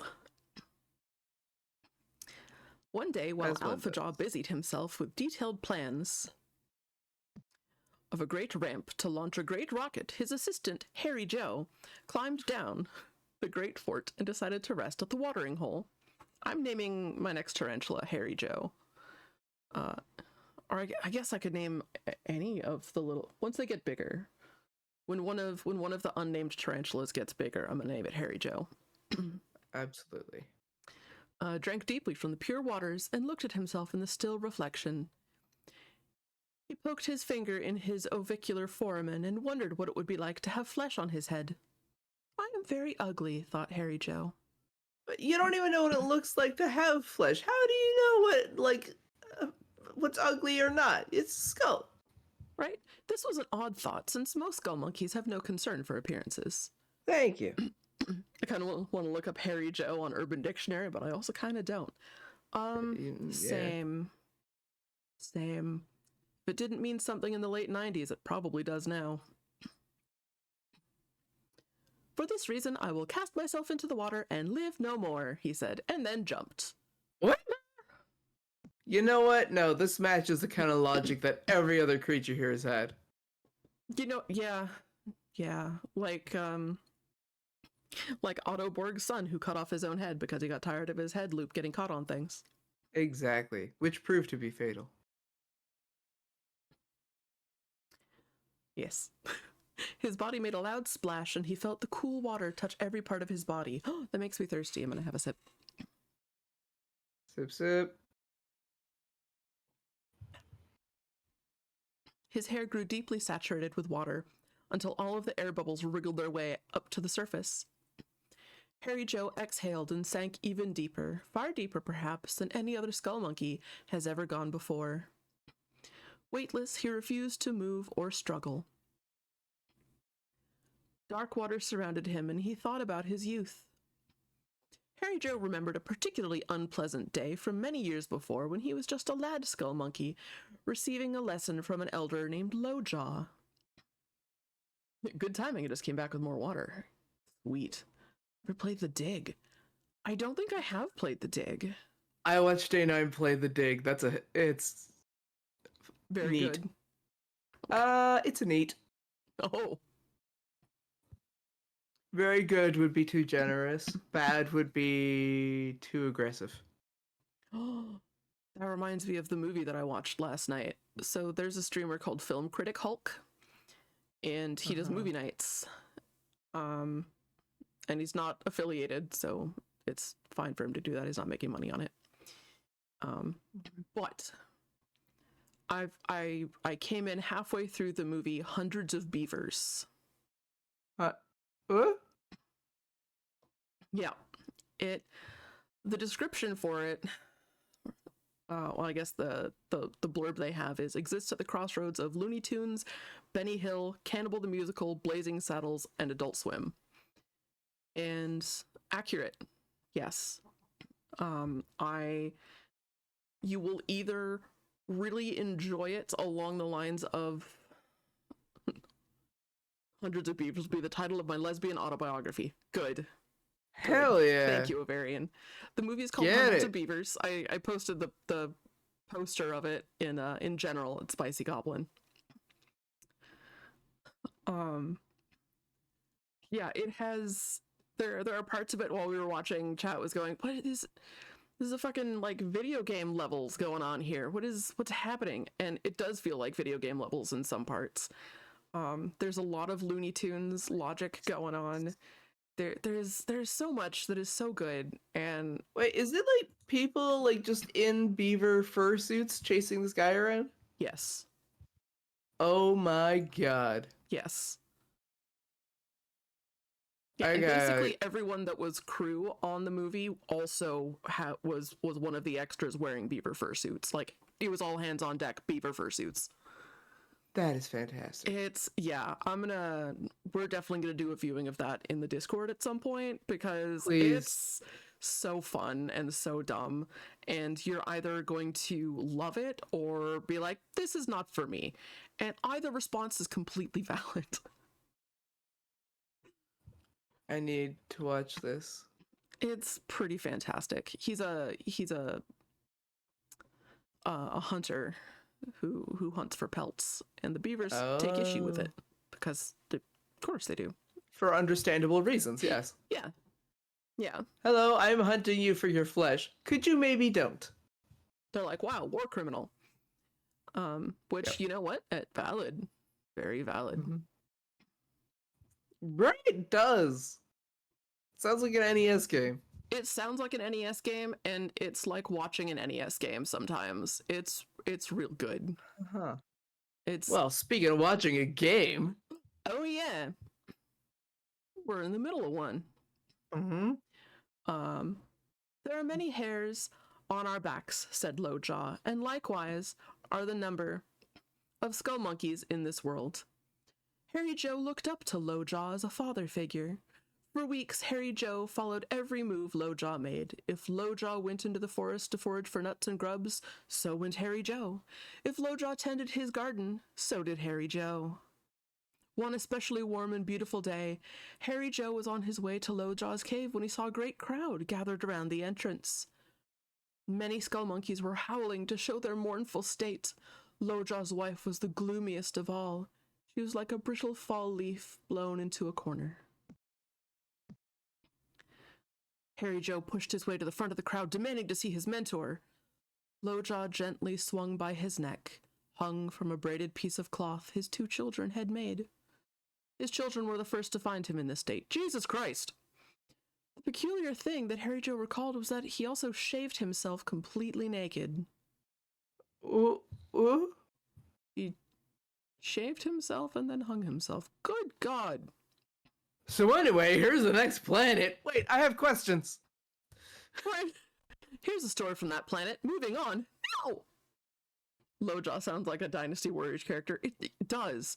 Also, I had completely forgotten like a lot of this, and I guess I should have put warnings up for like mentions of genocide and suicide for today. What the? Anyway. Right? Like, so anyway, the white Yints and the blue Yints just like fucking murdered each other and wiped out each other's cities. Also, these monkeys? Suicide? What is happening? Right. Sweet Jesus. Anyway. Arnod. Inhabited by the Urs. Urs observe other planets and civilizations, hoping one day to apply all that they have learned to their own civilization. Yeah, same, Sam. I must have blanked this out. Yeah, I think we never got all the way through all of the stories before. Like, we would get partway through them, and eventually just I be think like, we read like Hoborg, and then we saw Autoborg look kind of like Willy. We read about like Ogdilla, Autoborg, and Hoborg, and those are the ones I remember. yeah. And all these other ones, I'm like, it's a nightmare and a half. Bert. I read Bert before. Bert. Yeah. Oh yeah, I remember that. I remember, singing Lyle about like the. Bix. Yeah, Lyle like Vix. Poor Lyle. Old school kids games always had super dark shit. Except like it was very much, if you ever read the manual, the little booklet that came with the game, it was aimed at like 20 and 30-year-olds. It was not meant to be a kids game. It was aimed at adults with office jobs. This game or other dark games? This game, the Neverhood. I did not know that. Yeah, it was aimed at fellow office workers. And they specifically said that you can easily, I think, like alt tab out or something. You can easily minimize it. You can play it in windowed mode and minimize it for when your boss comes in, and the music will turn off when you minimize it, like so that your boss doesn't catch you playing the Neverhood. Oh my god. Tell that to my parents in the 90s, right? They saw Clay and thought, "Oh, that's for kids." Yeah, it was I mean- in the Microsoft computer lab, like game stash, Yeah. reading Stephen King when you were 10 or 11. So dark shit was well within your personal realm. Yeah, I can see that. Would just fiddle with mini game things, but I definitely don't think they'd read essays. Yeah, I mean we were 12. We were 12 Yeah. and we read this.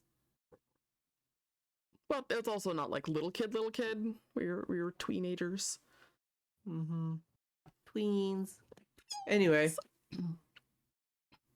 This is not likely, however, since they find comfort in research and are terrified of application.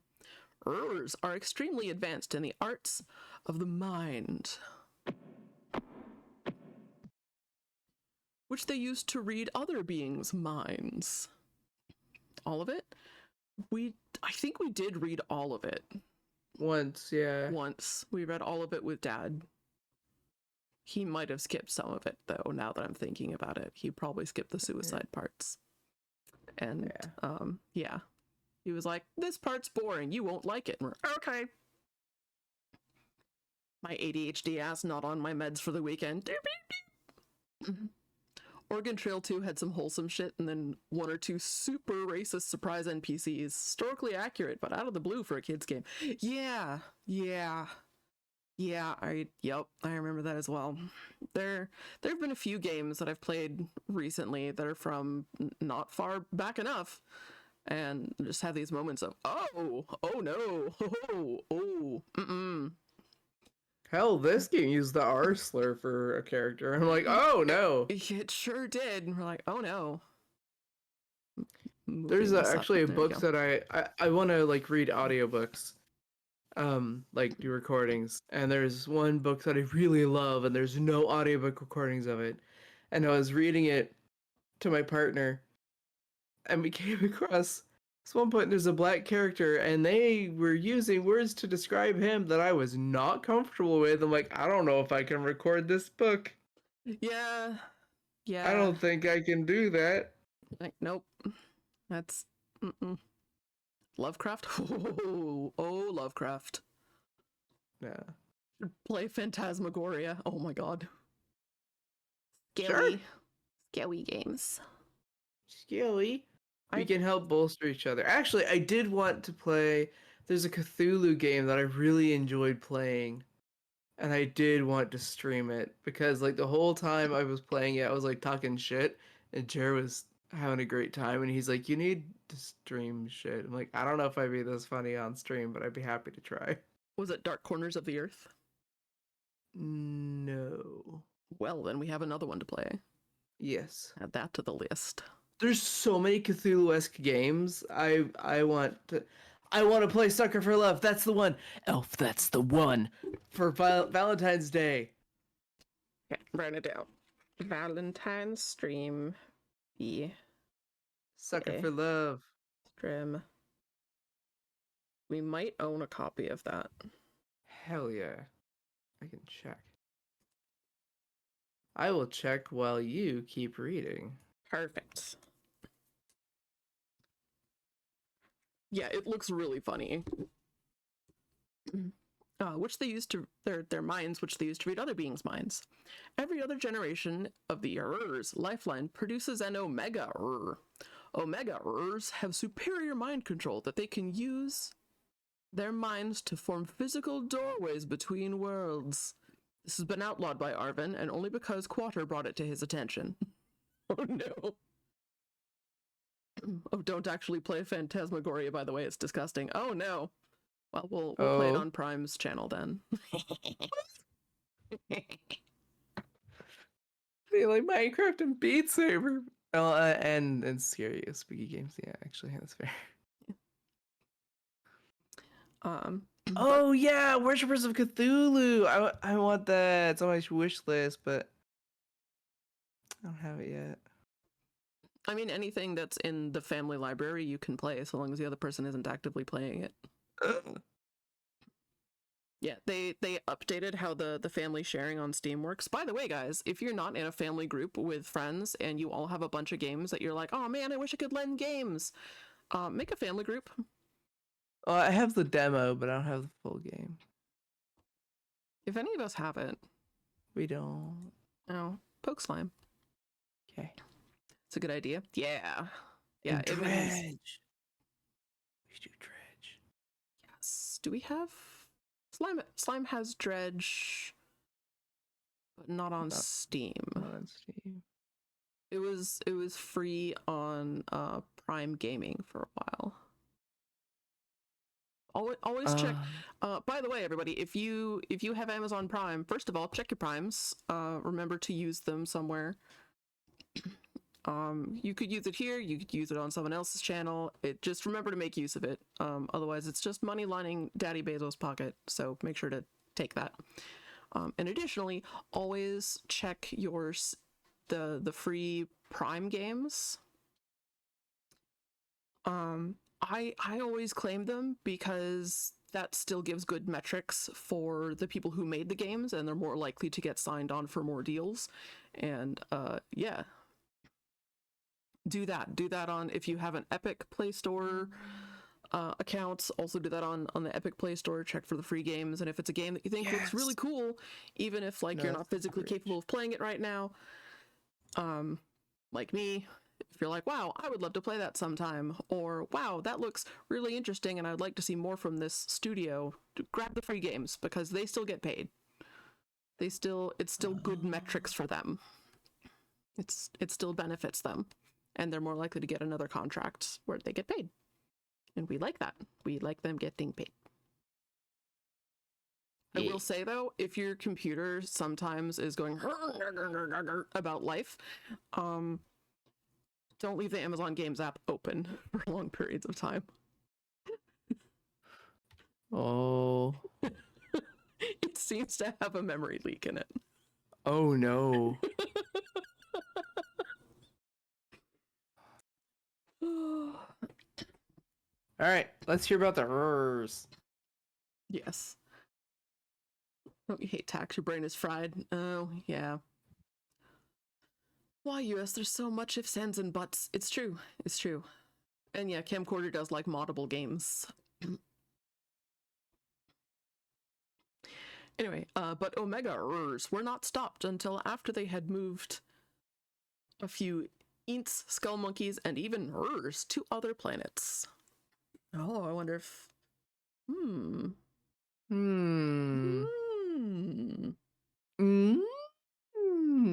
hello.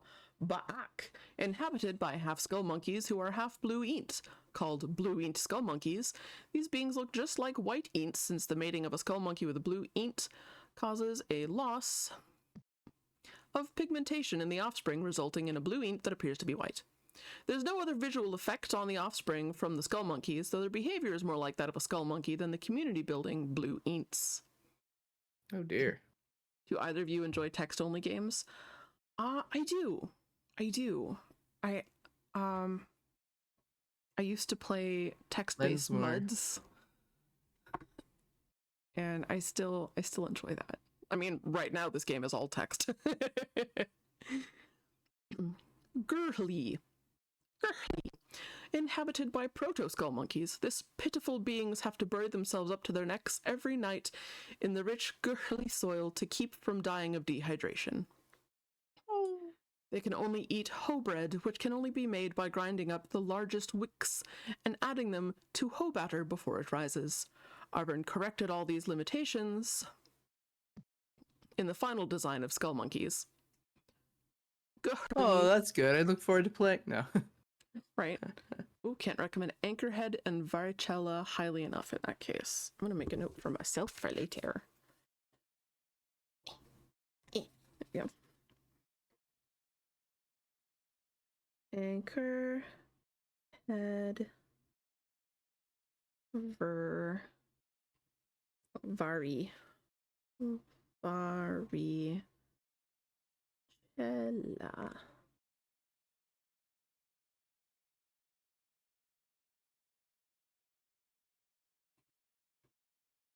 No.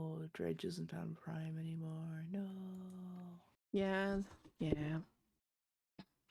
Right, I've written those down now.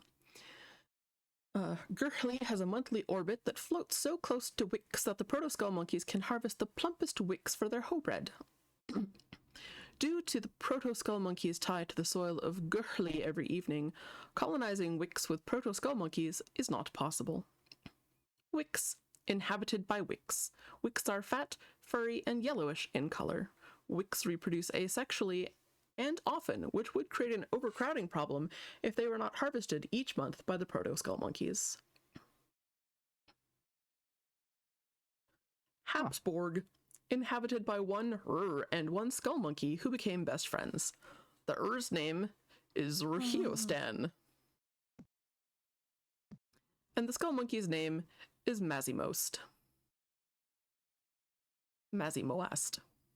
Mazimoast. Their first year on Habsburg was one of confused emotions.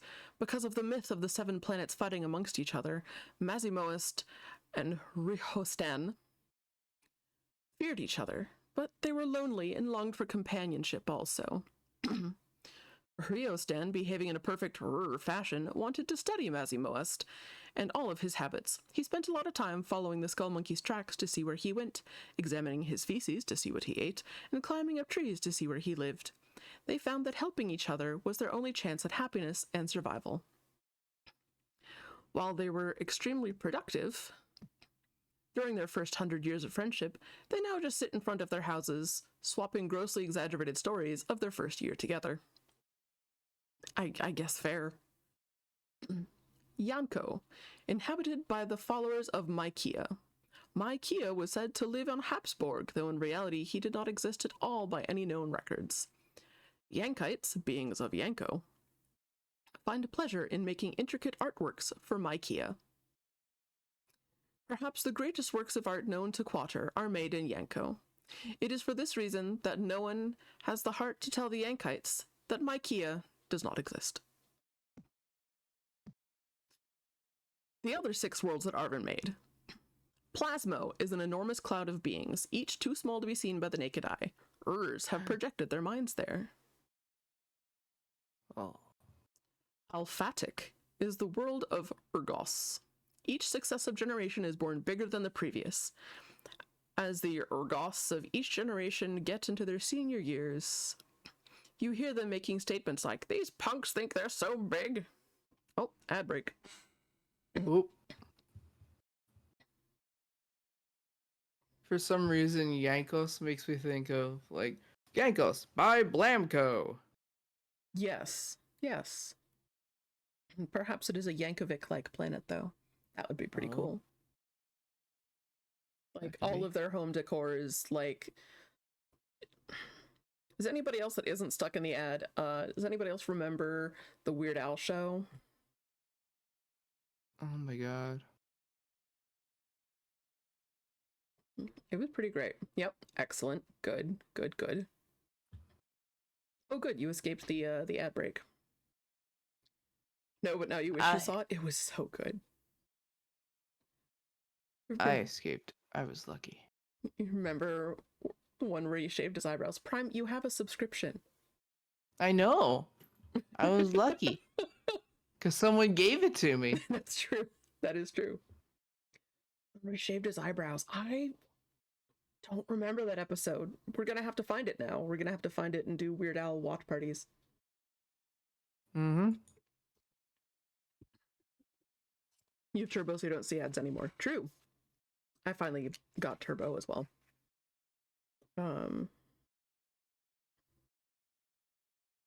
Once we have the budget for it, we might do that.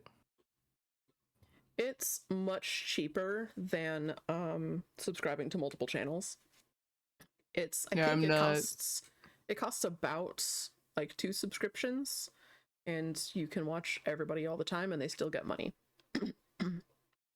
Because of the VOD storage and because you could chat immediately with a streamer rather than sit in an ad after a raid. Yep.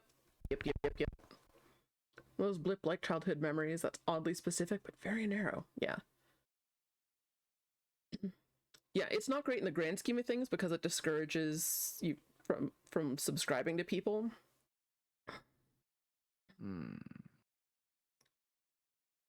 Talking about Turbo? Yeah. Yeah, which is why, like, I think it's really important to have really good emotes. And like that's my main reason for subscribing to people. If I really like your emotes, then I'm going to subscribe to you. But being able to go into new streamers' channels and actually check them out and not get stuck in like 5 minutes of ads first is good. It's real good. And especially as, like, when you're looking at who to raid, sometimes there are people playing the game that you're playing and you want to be able to go over and see what they're doing and kind of, you know, scope them out a little bit before you raid. And if you get there, you just immediately hit with an ad. It's like, ugh. Yeah, the advice that I've seen is to, instead of having like auto playing ads, is to run like midway ads. So one, you can say like, oh, these are about to run, and you can like stop what you're doing. And also people have time to like see what you're doing and actually like get to know you, and then they can decide if they want to stay. Yep. That's why I do not do pre-rolls. Yes. Heck, Don't do pre-rolls. pre-rolls. Peter Steve says the show is godly. I heard corporates were asses and made Al work on the show without sleep. Removed most of the jokes that he made and killed the show thinking it was an ex-Pee-wee, but also thought Al Jones tried to censor it. But Al said that he would work overtime, get barely any sleep, come back a few hours for the next day at work. Yeah, that sounds about right. I think I'm gonna go with Turbo soon too, but the emotes, yeah, for me, it's driving factor for you is 100% the ads. The higher sub price also sucks, yeah. Cam says, I happen to be the opposite. Emotes are just a perk. That's also legit. That is super legit. Everything's going to go up in price. It never goes down. What we really need is higher wages across the board so the cost of a sub isn't so expensive. Yep. Can you just not have ads at all? No, you cannot turn off ads if you are affiliated. The only way to not have ads on your stream is to not be affiliated. Yeah, and if you disable ads, then everybody has to watch the pre-roll. You can be like, I don't want ads during my stream, then it's going to be pre-roll. Ew. Oh yeah, and pre-roll ads may randomly decide to pop up again mid-stream for viewers. It's true. Twitch servers do cost money and streaming is free, so they have to generate money somehow. Yep. I know Blind IRL was saying that, also, hi Celestine! Speaking of Blind IRL, I see those emotes. He was saying that he thought that one way to fix it is if you want to be affiliated, or just if you want to stream, then it should be like $5 a month from the streamer. To start doing Honestly, that. Sam, I agree. People at the top do not need to make that much money.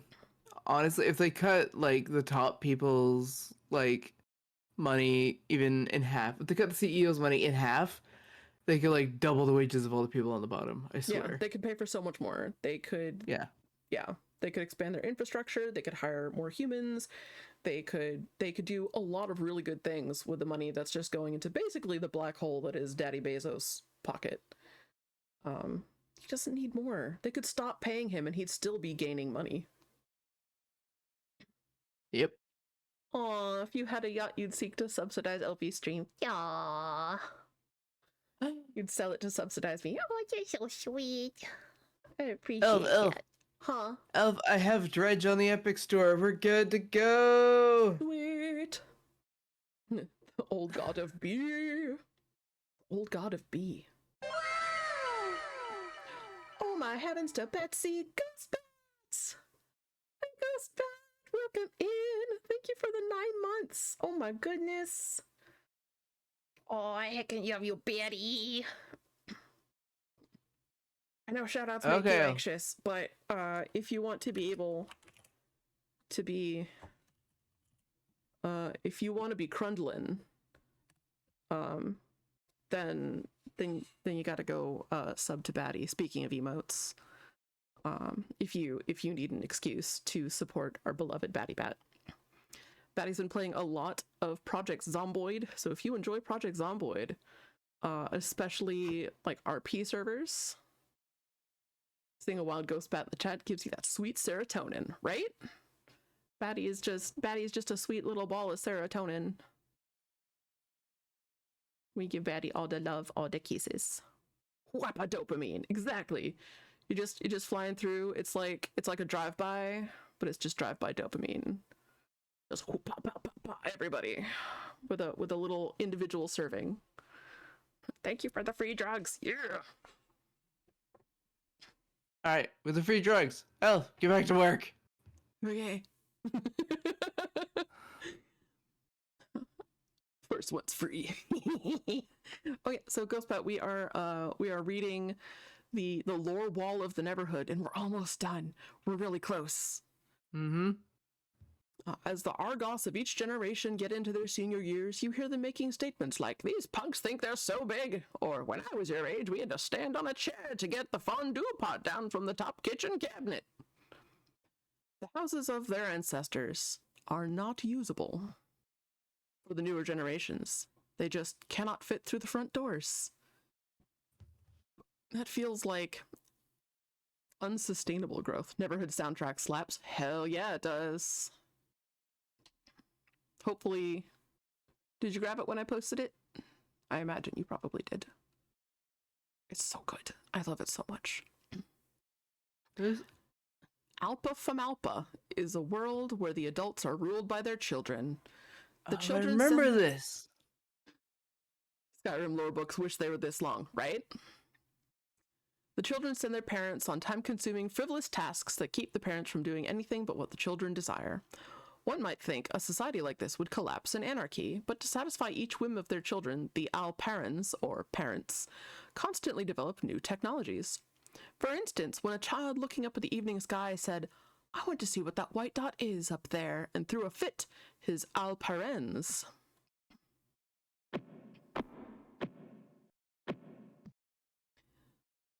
worked all day till they invented a telescope. When other children saw it, they all wanted one, so a telescope factory was built. In similar ways, advances are made throughout Alpa Famalpa. Familiar with it from an ex in college? Well, I will say your ex had good taste. They liked you, they liked the Neverhood. They might not have been stellar, I don't know.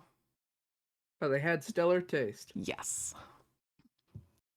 In games and in you. Yes. It's true. No shade or hate, just objectively it was an X. Good. Alpa Famalpa families have from 1 to 3 children, rarely more. One child, being childish, may say yes if she is asked if she wants a baby brother or sister. She does not have the ability to realize that she will have to share command of the Alparans with her sibling, since the Alparans must be obedient to all their children. That child will not be fooled again if she is asked a second time after the birth of her sibling. Later, when the new baby is old enough to answer, the Alparans may be able to ask him while the older sister is not around, and if she has not already warned the boy of the danger of a third sibling, if he wants a baby brother. If a third child is born into the family, the older two will rarely let the Alparans out of their sight. This prevents the Alparans from getting a chance to ask the youngest if he or she wants a baby brother or sister. As a favor to Homan, Arvin made the world Flimby for the White Ints. Most of the White Ints were taken by Arvin so the Blue Ints could live in peace once again. The White Ints depended on the hardworking, resourceful Blue Ints for survival, since the White Ints are shiftless, no-good bums. To survive in a world with no Blue Ints, the smarter White Ints, called Rogling, conned the not-so-smart White Ints, called Habling, into converting into Blue Ints. Here are some tales of the Rogling conning the Habling into being Blue Ints. Oh boy. So they could no longer benefit from Int racism, so they invented classism. Got it. Yep, that's the one. One night, Papto, tired of wandering in the woods of Flimby, saw the light from a window of a tree cutter's cottage. Papto did not have his own cottage because he was too lazy to build one. He thought to go to the cottage. Yes, that was a kick in the nads. To go to the cottage to see if the aints inside would let him stay, so he went to the door and knocked. The tree cutter's wife opened the door and said, "Shoo, I don't let anyone in while my husband is not in the house. Go away already," and slammed the door in his face. There ain't nothing to it. Eh. Oh, Miss Kitty, outside is closed. You need to Back stop to mother. now. I desire outside. You definitely do not need to stop. It is delightful.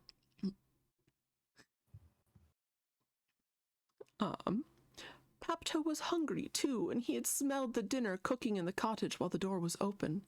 He looked around for something to eat and saw a discarded Gefluto burger box on the roof of the cottage. He hoped there might be a Gefluto burger in the box, but if not, even licking the Gefluto burger sauce from the bottom of the box would be delicious. What is he, me in college? Eh. After quietly making his way onto the roof, Papto found a hole in it through which he could spy on the wife of the tree cutter.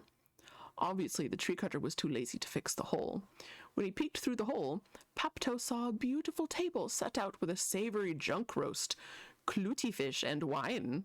The tree cutter's wife and the country tree censor were seated at the table, ready to dine. Why is the county tree censor there? Is that a kitty purr? There's a brief kitty meow and burble. The devs definitely did drugs while writing this. I feel like, so you've seen the behind the scenes video for this, right? Fluty fish sounds so familiar. Right. It does. Oh, there's Clutie pies. I mean, fluty flowers and fluty cakes, but that's from Ooblets. Honestly, the Ooblets folks probably played this. Oh my gosh, Miss Kitty might be getting wild now. I just saw her floof at high speed towards the back door. She's gonna start running up and down soon.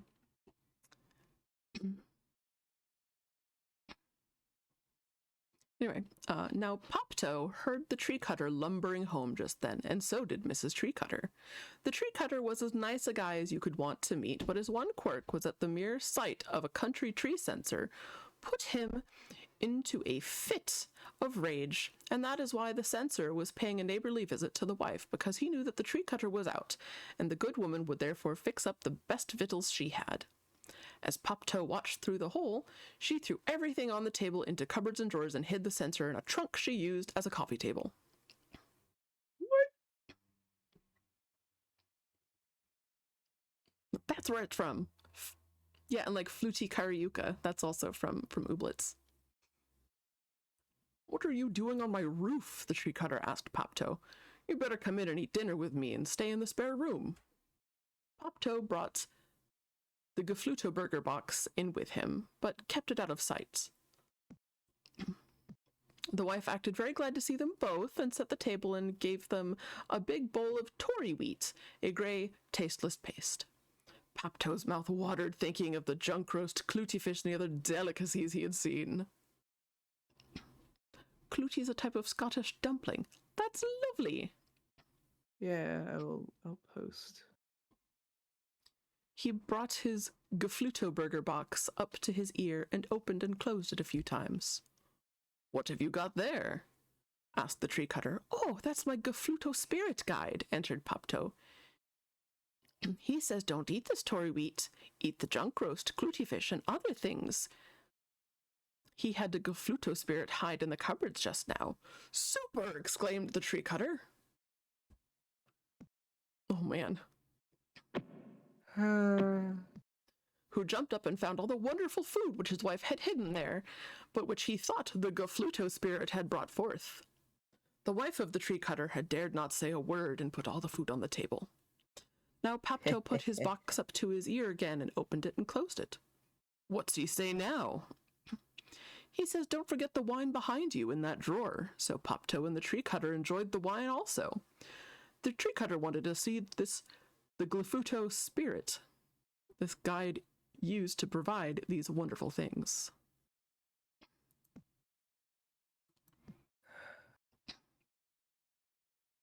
Clutie Dumpling was on an episode of Drawfee. Oh, well, now I'm going to have to look that up for later. Oh, I learned about it from the Great British Bake Off. That is delightful. Yeah. Can the guide conjure the Glyphuto spirit here for us to see? Asked the tree cutter. I wouldn't be troubled about looking at him. Now that we've finished off that wine, I'm kind of loopy. But of course, said Papto. This guide does whatever I tell it to do. Don't you? Here he nodded at the Glyphuto burger box in his hand. He says yes. But the Glyphuto spirit is very ugly. We might puke if we were to look upon it so soon after eating. So who's afraid of a little barf? What'll he look like? Well, you see, he'll look just like a county tree censer. Gah, that is ugly. I must tell you, I go into fits of rage when I see a county tree censer. But it'll be okay, knowing that it's really a Glyphuto spirit. So Papto opened the box and whispered into it, and then put it up to his ear. Very well, said Papto. He's in the trunk you use as a coffee table. We may go look at it now, but don't let it out of the trunk. Help me hold the lid, said the lumberjack, and they all went over to the trunk, where the wife had hidden the county tree censer. They opened the lid and peeked in, and then the tree cutter slammed the lid closed. Wow, he is ugly. Yuck. After that, they agreed they needed another drink. They opened another drawer and found another bottle of wine. Much later, the tree cutter said, you must sell me the Glyphuto spirit guide in the box. Ask as much as you want. I will pay anything. Oh, I could never do that, said Papto. Just imagine what I can use him for. Excuse me, sir. Rude, right? Oh, I do so want that Glyphuto spirit guide so much. Oh, please, please, please, please, please. Oh, please, please. Oh, please, please, please, please. Oh, please, oh, please, oh, please. Please, please, please, please, please, please, oh, please, please, oh, please, please, cried the tree cutter, and he kept on begging. Well, said Papto at last, if you promise that you and your wife will pretend to be blue inks for the next 3 years for me, then I will give you this Glyphuto burger box. It's a deal, said the tree cutter, but you must take that trunk with the Glyphuto spirit that looks like a county tree censer. Take it away with you. It gives me the creeps. When Papto left in the morning, he took the trunk. On his way, on the other side of the woods, was a very deep river. The water rushed by under the bridge when he was crossing, and the river thundered in the quiet of the forest. Oh no. Whew, said Papto. I'm tired. This trunk feels like it's full of my brother's weights. I think I may as well throw it in the river, and if it floats home to me, great. If not, no big deal. Sir? Bruh. He lifted one end of the trunk just a little. No, cried the censor. From within the trunk, let me out first. Ah, screamed Papto, pretending to be frightened. The Glyphuto spirit is still in there. I'd better throw him in fast so he'll drown. No, no, no, exclaimed the censor. I'll be a blue int for you for 3 years if you let me out. I could do that, said Papto. And for the next 3 years, he did not lift a finger. Not much is known about Elbito, except that it is a twin of Flimby, and that it lies on the far side of a huge gulf. No. Claiming. Walkies. Thank you. A huge gulf of yellow plasma. Space currents momentarily blow the yellow plasma away, revealing Elbito to the patient observer. Sump is a world consisting of a group of hollow planets that exist within each other, including Outer Jun, inhabited by wicks, about 1 million times as many wicks itself. I keep expecting gefilte fish. Right? Because there are no proto-skull monkeys to harvest them every month, about 1.5 of the population is crushed to death by their collective weight. Oh god. Mesoabernun, inhabited by abbers. Abbers suspect that there is a world above their outer June floor sky because of the occasional Wix carcass oozing through a crack or a hole. But this is an Ew. unproved theory to them. Gross. Some abbers have drilled their way through the Mesoabernun to find inner Abernun. These travelers, however, never returned to the surface to tell what they found. This has prevented most abbers from attempting the journey, but a few hundred have. Abbers fall into 3 castes. The first is the intellectual, inquisitive caste called the Frankites. The second is the warring abbers called the Dazites, and the third is the religious caste called the Ease. Yee. The Frankites spend their time in pursuit of knowledge about the other worlds of Sump, Outer Jun, and Inner Abernun. The Frankites are not respected by either the Dazites or the Ease. The Ease accuse the Frankites of messing with their religious mythologies. The Dazites think the Frankites are a bunch of sissies. The Frankites developed a theory of a world above their outer June floor sky because of the occasional Wix carcass oozing down through a crack or hole. Abbers have no way of reaching the floor sky, but a drop or two of the disgusting rotting flesh of the Wix from outer June sometimes trickles down. Frankites have developed a science out of the study of the stuff that falls from the sky. Yum. They have formed theories of what the world above must be like. Theories of a world within theirs are called the Crankule's Inner Abernun Conjecture, after the Frankite named Crankules, who is said to be the first Abber to say, "I wonder if there's a world within our worlds." The Frankites have led expeditions into caves, crevices, and holes in the ground.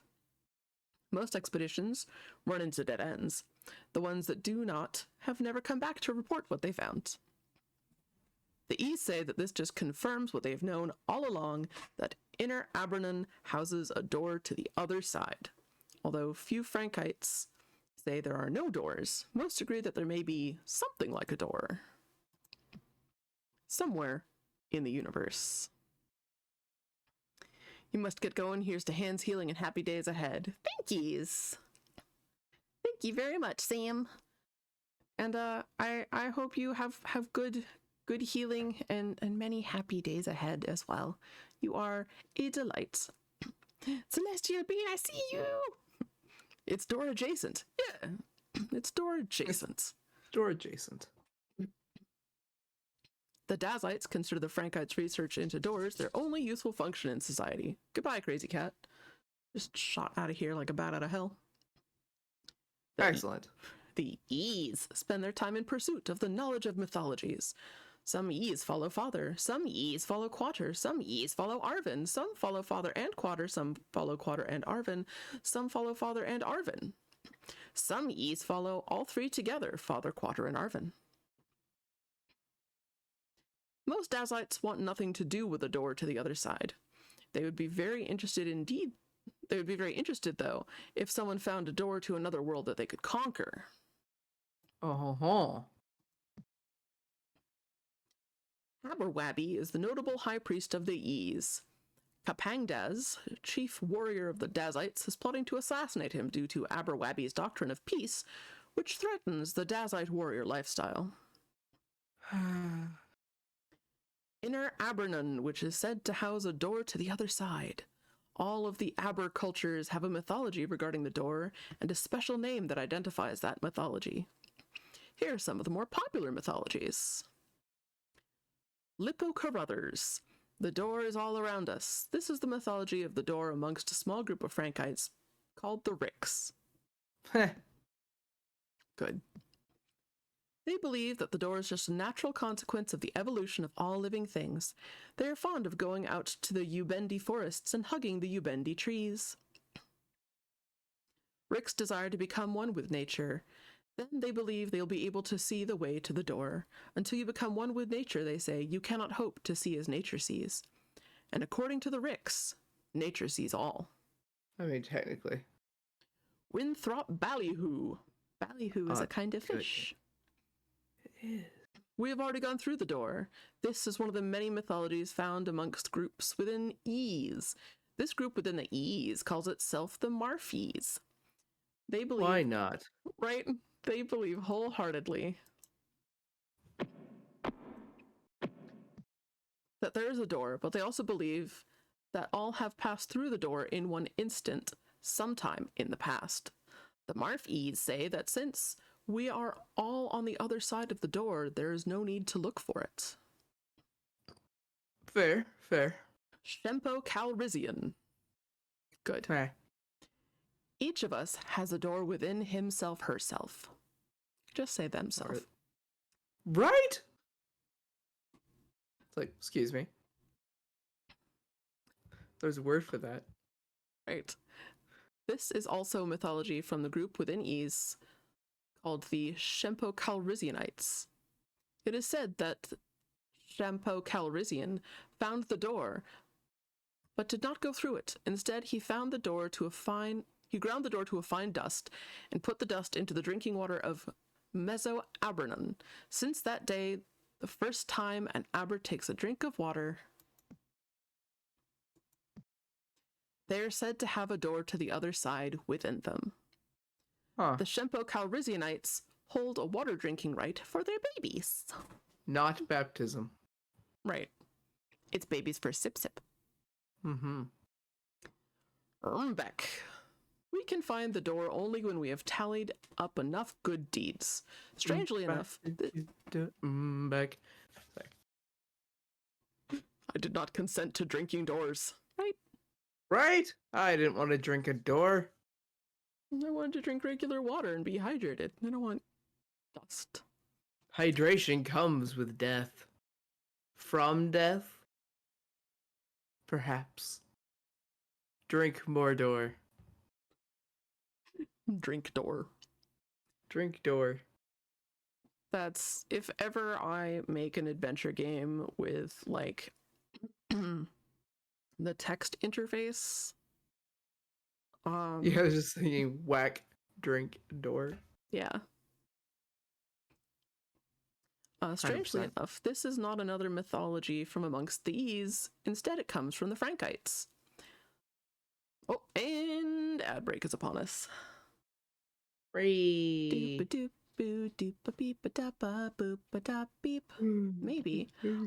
Maybe I will pause here for a moment, so that I can scurry to the washroom while the ad runs. No. Yeah, I'm gonna slap on Zelda and chill real quick, and I will return shortly.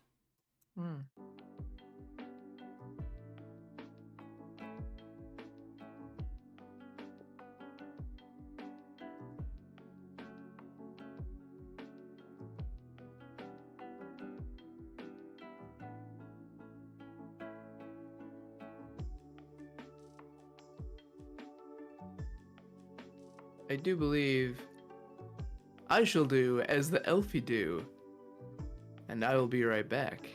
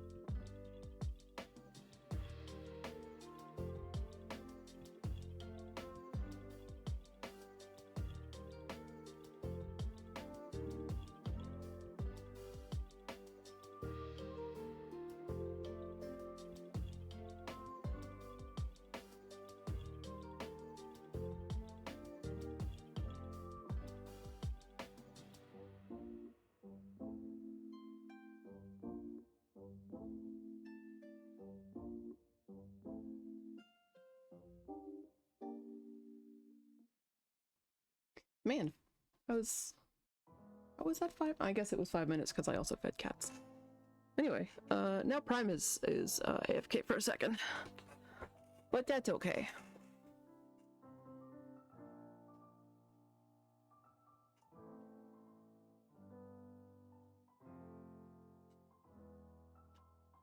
Hey, Brucey Bean. Miss Kitty came by for some affection, and then,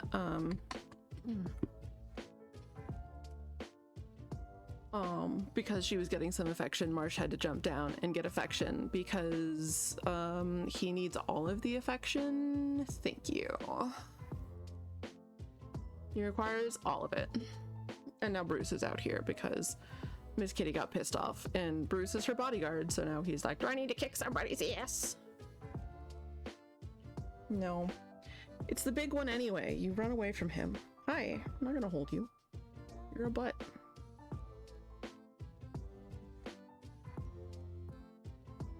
Bruce would very much like me to hold him right now. Not happening.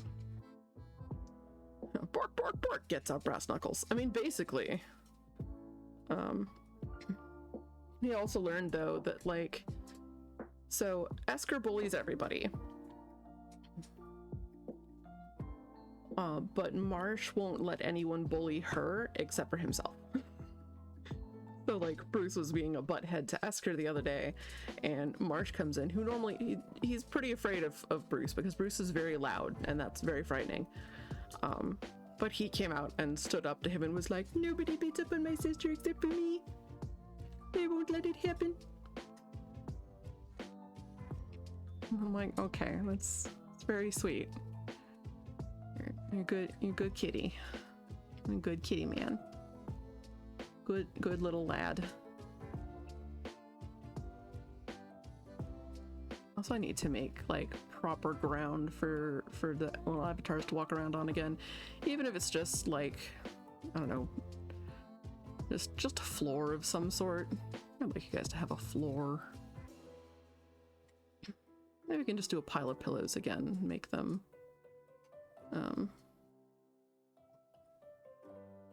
like actually do the things within stream avatars where you can see the collision boxes, but they actually have like textures. That could be pretty exciting. Anyway, I'm jumping back over here. There you are. Good job, everybody. Because then it also helps show that everybody, like, who's flying and who's walking. There's so many things I need to make and adjust for streaming avatars. Oh, just want a real leaf pile of pillows to fort in. You know, that's so valid, and I'm with you. I'm super with you. That sounds nice. I was talking to Slime about how the ADHD conflicts with itself in my brain.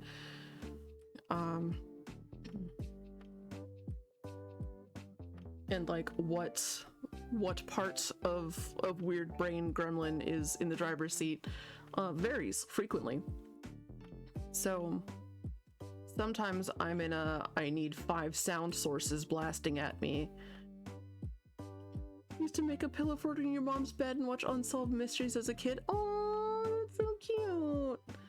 Priam and I used to make big blanket forts in the our house in Canada had a bonus room, and we would make forts in there, and our Nana got us some metallic sheer fabrics, and from a distance, especially like if you had the overhead light on, you couldn't see in from the outside, but you could see out from the inside, which was the coolest thing ever. And it was really, really lightweight, so it was easy to make like really high tents. And we had encyclopedias back then. So we would use encyclopedias to like weigh those pieces of fabric. And we had chairs with high backs, and those would be like the support. But yeah, we would make those forts, and then we would I would read my book about reptiles. And like technically you could watch TV that way, but everything that we made to build the forts were kind of in the way of the TV. So like we would draw, or we would read our books, or we would have Barbie chaos. Playing Barbies is not the way to put it, because that sounds too innocent. Little kids don't play with Barbies. They have feudal warlords with makeup that are sometimes dressed. Like you would have to, the reason to dress them up is because they were going to be attending a gala and had to outdress the other politician Barbies. And wearing their usual outfit just would not do.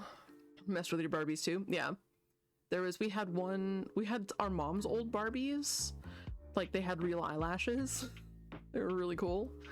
You had to be very gentle with them, and one of them just didn't have a head anymore.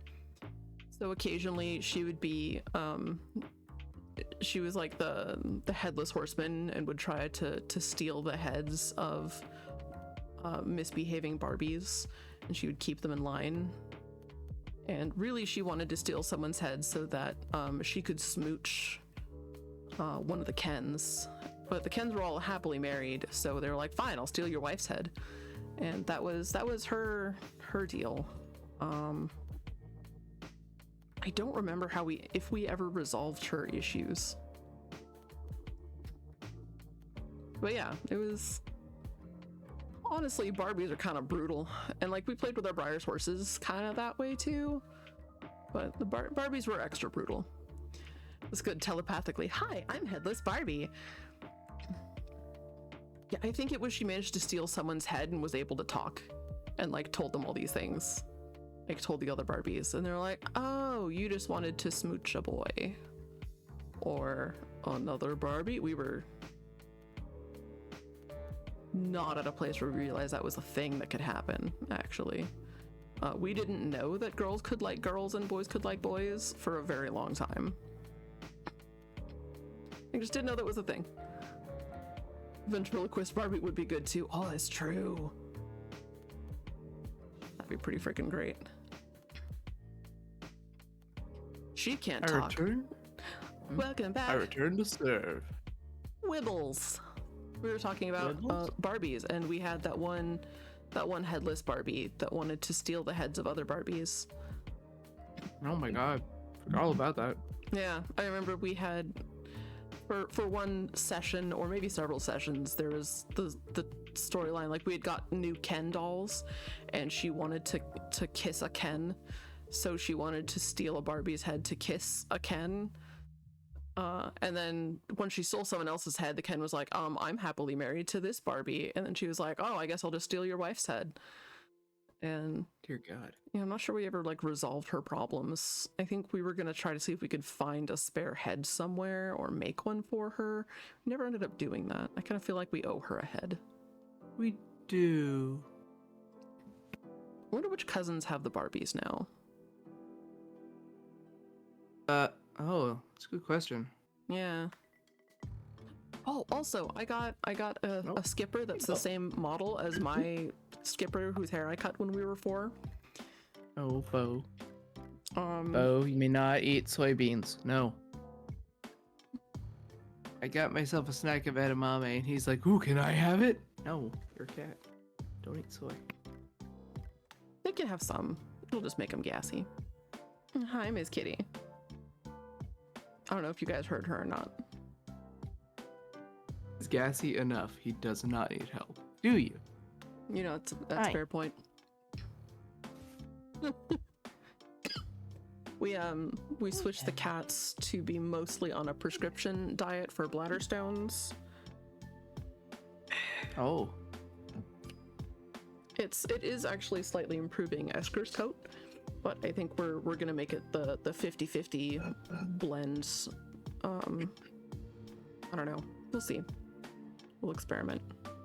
We'll find a good balance for them, because it's also like a weight loss formula, and like Miss Kitty is lean, Marsh is lightly padded, but is overall a healthy weight. He's on the slightly heavier side of healthy, but he's a healthy weight. Asker's a little chonker. Mostly just around the midsection, which I feel for her. I understand. Same. Bye. Ooh, a Cedra. Okay, catch. Let's go. All right, so before the break, we were at Ermbeck. A religion, Ermbeck. We can find the door only when we have tallied up enough good deeds. Strangely enough, this is not another mythology from amongst these. Instead, it comes from the Frankites. Those of the Frankites that believe this myth are pseudoscientific and perpetuate the myth that started hundreds of years ago by Jabberf. Jabberf was insane, but he was able to string together sentences full of scientific and theological sounding ideas. He was good. a podcast bro. Ha! Those who did not know better and did not want to take the time to research Jabberf claims would say, "Hear, hear," when he came to their street corner to speak. Jabberf, although enrolled in the Frankite schools, attended class only occasionally. He spent most of his time digging for imaginary buried treasure or counterfeiting money. Jabberwocky, yes. So yeah, a podcast bro. Yeah. Making crypto. Yeah, counterfeiting money, making Bitcoin. With the latter, he would pay classmates to do his homework for him. Yeah, tech bro. It was on what was to be the last of his treasure hunts that Jabberf said he found the scroll of Ermbeck. Jabberf said that the scroll of Ermbeck explained that if one does enough good deeds, one will be given a pair of X-ray glasses, with which the door can be found. Jabberf said that good followers of Ermbeck who have disappeared are the only proof one needs to believe the authenticity of the scrolls, which, by the way, no one has ever seen.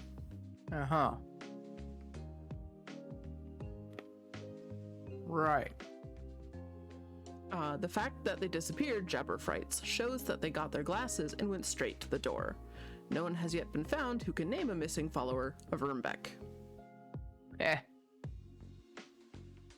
Rokoshmoko. Good. Life stinks and then you fall through the door. Maybe. This mythology has a small support among all three castes of Aber. Oh my god. Clarksmun, a very good being, made the door long ago and only told one good Aber how to find it. Before he found it, though, he told one other good Aber, and thus the knowledge of the door has been passed down through the generations. It is said that somehow knowledge of the door's existence became public. Now anyone can find the door if one goes about it the right way. To do so, one must attach oneself to a good and righteous person to get taken through the door when the righteous person goes through. This mythology also has a small support amongst all three castes of Abers. They are called Clarksmun by other Abers. The key here, it is believed, is to staple yourself to a righteous Aber, so that when they go find the door and go through it, you will be with him. Staple yourself to people. Of course, life stinks, then you fall through the door. Maybe be a good T-shirt. You know what? It would. I'm gonna real quick.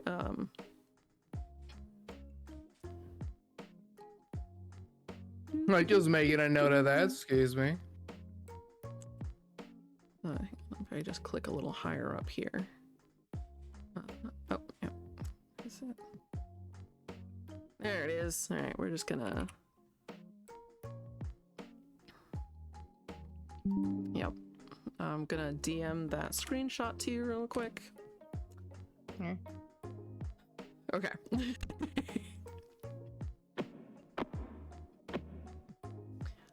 So you staple yourself to a good Aber, and then when they go through, you will go with him. The myth states that an Aber named Clabbers, who lived next door to Tugaberg, thought Tugaberg knew how to find the door. Tugaberg was a very nice guy, but Clabbers thought he was the nicest guy there ever was. Clabbers figured that if anybody had a chance of finding the door, it would be Tugabird. So Clabbers got a very powerful stapler, and with it attached himself to Tugabird. It is said that- I'll be right back. Someone's knocking at our door. Oh dear. Shall I wait for you? I shall wait for you. Doop doop doop doop a doop boop doop boop doop doop. This game came out almost 30 JK, years Jared's got it. Oh, good. It is said that when Tugaberg found the door and went through, Clabbers went through too. Therefore, Abbers who believe this myth are always looking for someone who is considered righteous, to whom they can staple themselves. If a Clarksman is seen trying to staple himself to another Aber by other Clarksmans, they will also try to attach themselves. Usually, friends will help get a Clarksman off the nice Aber, but if an Aber is tackled by several Clarksmen, the Dazite police are summoned to remove them. Good. Burn to E. Arvin made the door and immediately declared that none shall pass through it upon penalty of death. He only told anyone about it to taunt them with its inaccessibility. I mean, that's still a valid... It's like the Tree of Knowledge. Taunt them with its inaccessibility. Blimperty. The door was brought to Inner Abernon. Oh. By Merlopax the Kleptomaniac. There are many legends of Merlopax. He is a folk hero among the lazy Abbers who do not want to be involved in any of the casts. In this tale, Merlopax left Mezzo Abernon and stole the door to the other side and brought it back to Mezzo Abernon, only to lose it to Merlopax the con man. Good. Apollo Pinsmar. The door is a gift from Father. There is nothing anyone can do to find the gift of the door. Father himself must show it to you. And then you must decide if you are going to go through the door. Fair, I suppose. That's it. And then that's Arvin. And finally... He does have a fin on the back of his head, because He he goes does. fast. Mm-hmm. Hey! Hooray! While we're here, let's look outside. Yeah. Whoa, it's a castle. Castle! Oh, and the chain. Uh-huh. Because we got the chain on Tuesday. Yeah. Now the question, do we end now and not make everybody watch us walking? Or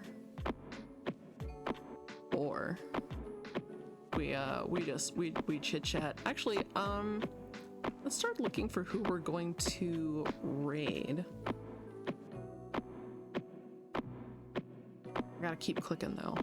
Are Swordfish and Ozim still going? They are! You would like to know how long it takes to walk? Alright.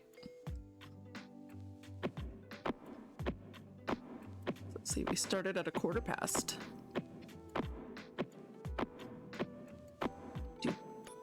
Doopa schmoopa doopa floopa doopa schmoopa boop smoop doopy floopy boop. My poor subtitle, my poor captioning software is just like, what are you saying? The gibberish. What the hell is Abernon? Don't worry about it. Right, it's fine. Why is this What, game the way it Nubron? is? And could you do everything, then read everything? Yes, you could go back and read everything right before the very end of the game. But you can't finish the game unless you walk the length of the hall. Mm-hmm. So you don't have to read it, but you do have to walk it. Mm-hmm. And why? Because it's made by the same guys who made Earthworm Jim. And they were hanging out at Skywalker Ranch while pitching these ideas. What an achievement, right?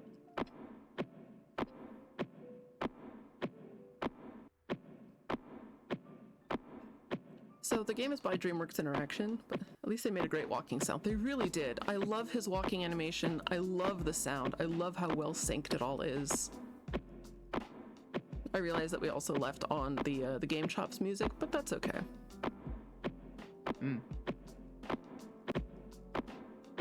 I also love that his footsteps echo because it's like a big hallway. Yeah. Yeah. Hello, Barely Creative. How you doing? What kind of games are you planning to stream after Neverhood?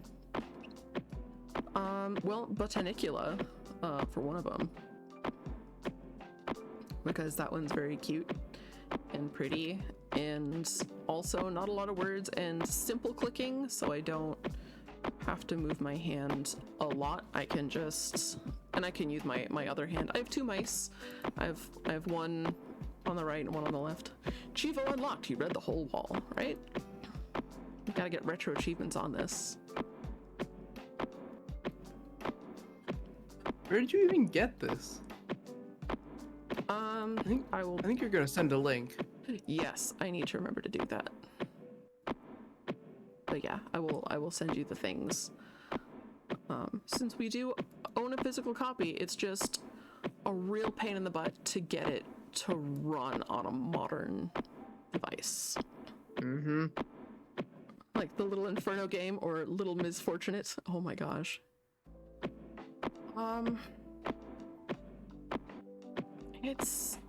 It has. Oh, dude, I just realized that shows the whole thing with Hoborg. Yeah. We're gonna pause this now. Art style looks similar.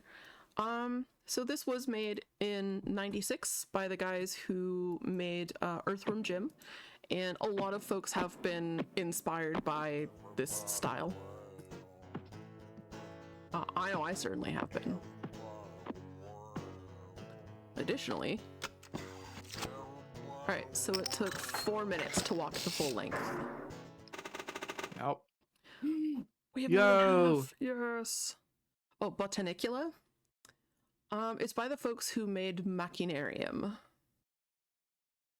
They did Machinarium. They did Samarost 1 and 2. It's very cool. I really like it. It feels somewhat Neverhoody, but lighter. Which makes sense because this is very heavy, thuddy clay. It's time for Willy. Hello. Me Willie. Different devs. Me Yeah. Willie trombone. These discs tell a story. Story about good. Story about bad. These discs are all that are left of the true story. True story of the closing of the Third Age. Willie know that once you know this truth, then you know what to do. Listen, I tell you. Oh yeah, developed and published by Amanita Design, It same folks all that did starts Botanicula and with Samarost. Hoborg, a being who had to create because he had to. He make a world full of He had beauty to. and wonder. This world, the Neverhood, a world where he could live forever and evermore. Hoborg thought this world would make him happy, but it make It him is heavily on sale, huh? sad. Walking around his big, beautiful new world make him feel all alone. Oh, poor Hoborg. But then Hoborg get him an idea. He said, I know. I'll make a friend to enjoy this world with me.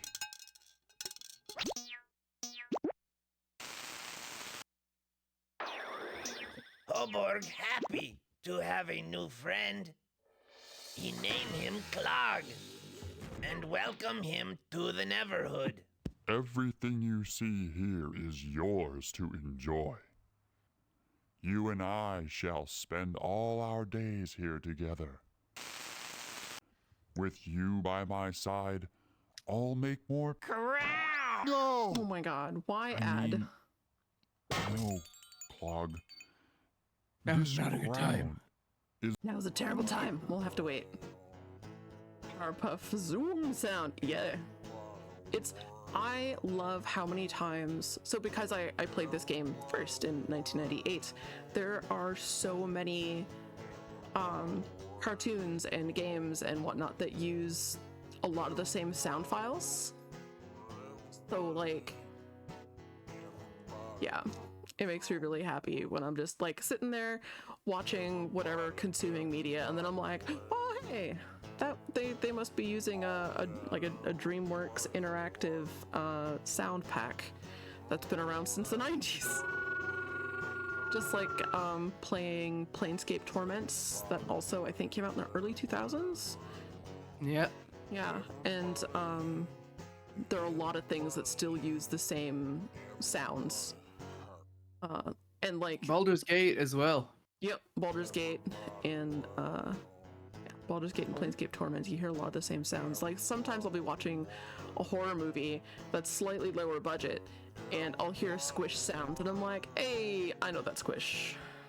That's the sound of putting your intestines back in your inventory in Planescape Torment. Oh my god, you're right. Oh. There's one like fabric sounds that I always immediately recognize because it was used in Planescape Torments, and I at one point had to move a bunch of cloth things around. Yeah. Alright, it looks like our ad break is done. Where are we? I Yes, think we Belle, were you wanna about come up? here? I am with you by my There we side. go. I'll make more. No! I mean, no, Clog. This crown is the only thing that you cannot have. I am ruler of this world, the Neverhood, and a ruler needs his crown. Surely you can understand that. Now go Pouty little and brat. explore your new Yes. home, while I go back to my throne room to plan some more people to make. So Holborg go to make more friends, and Clog start thinking bad things. Ruh-roh. Sitting in the throne room, Castle looks Holborg familiar. start thinking about who he make next.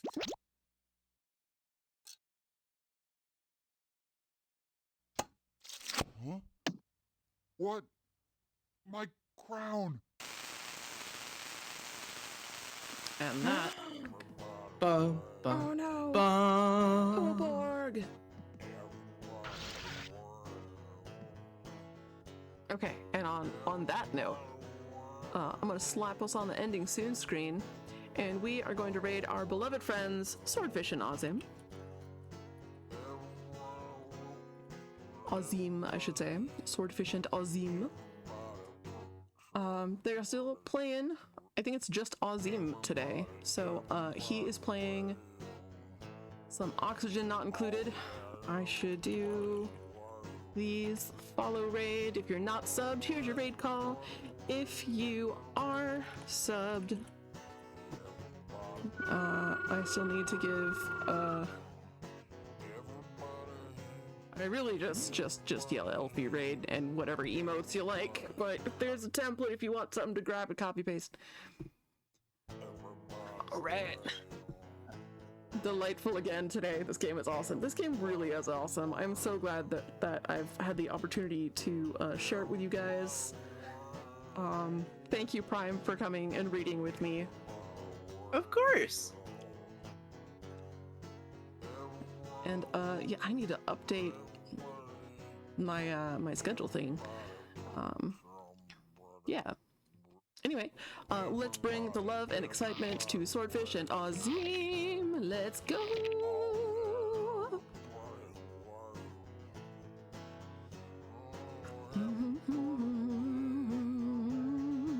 All right, I'm gonna hit stop streaming.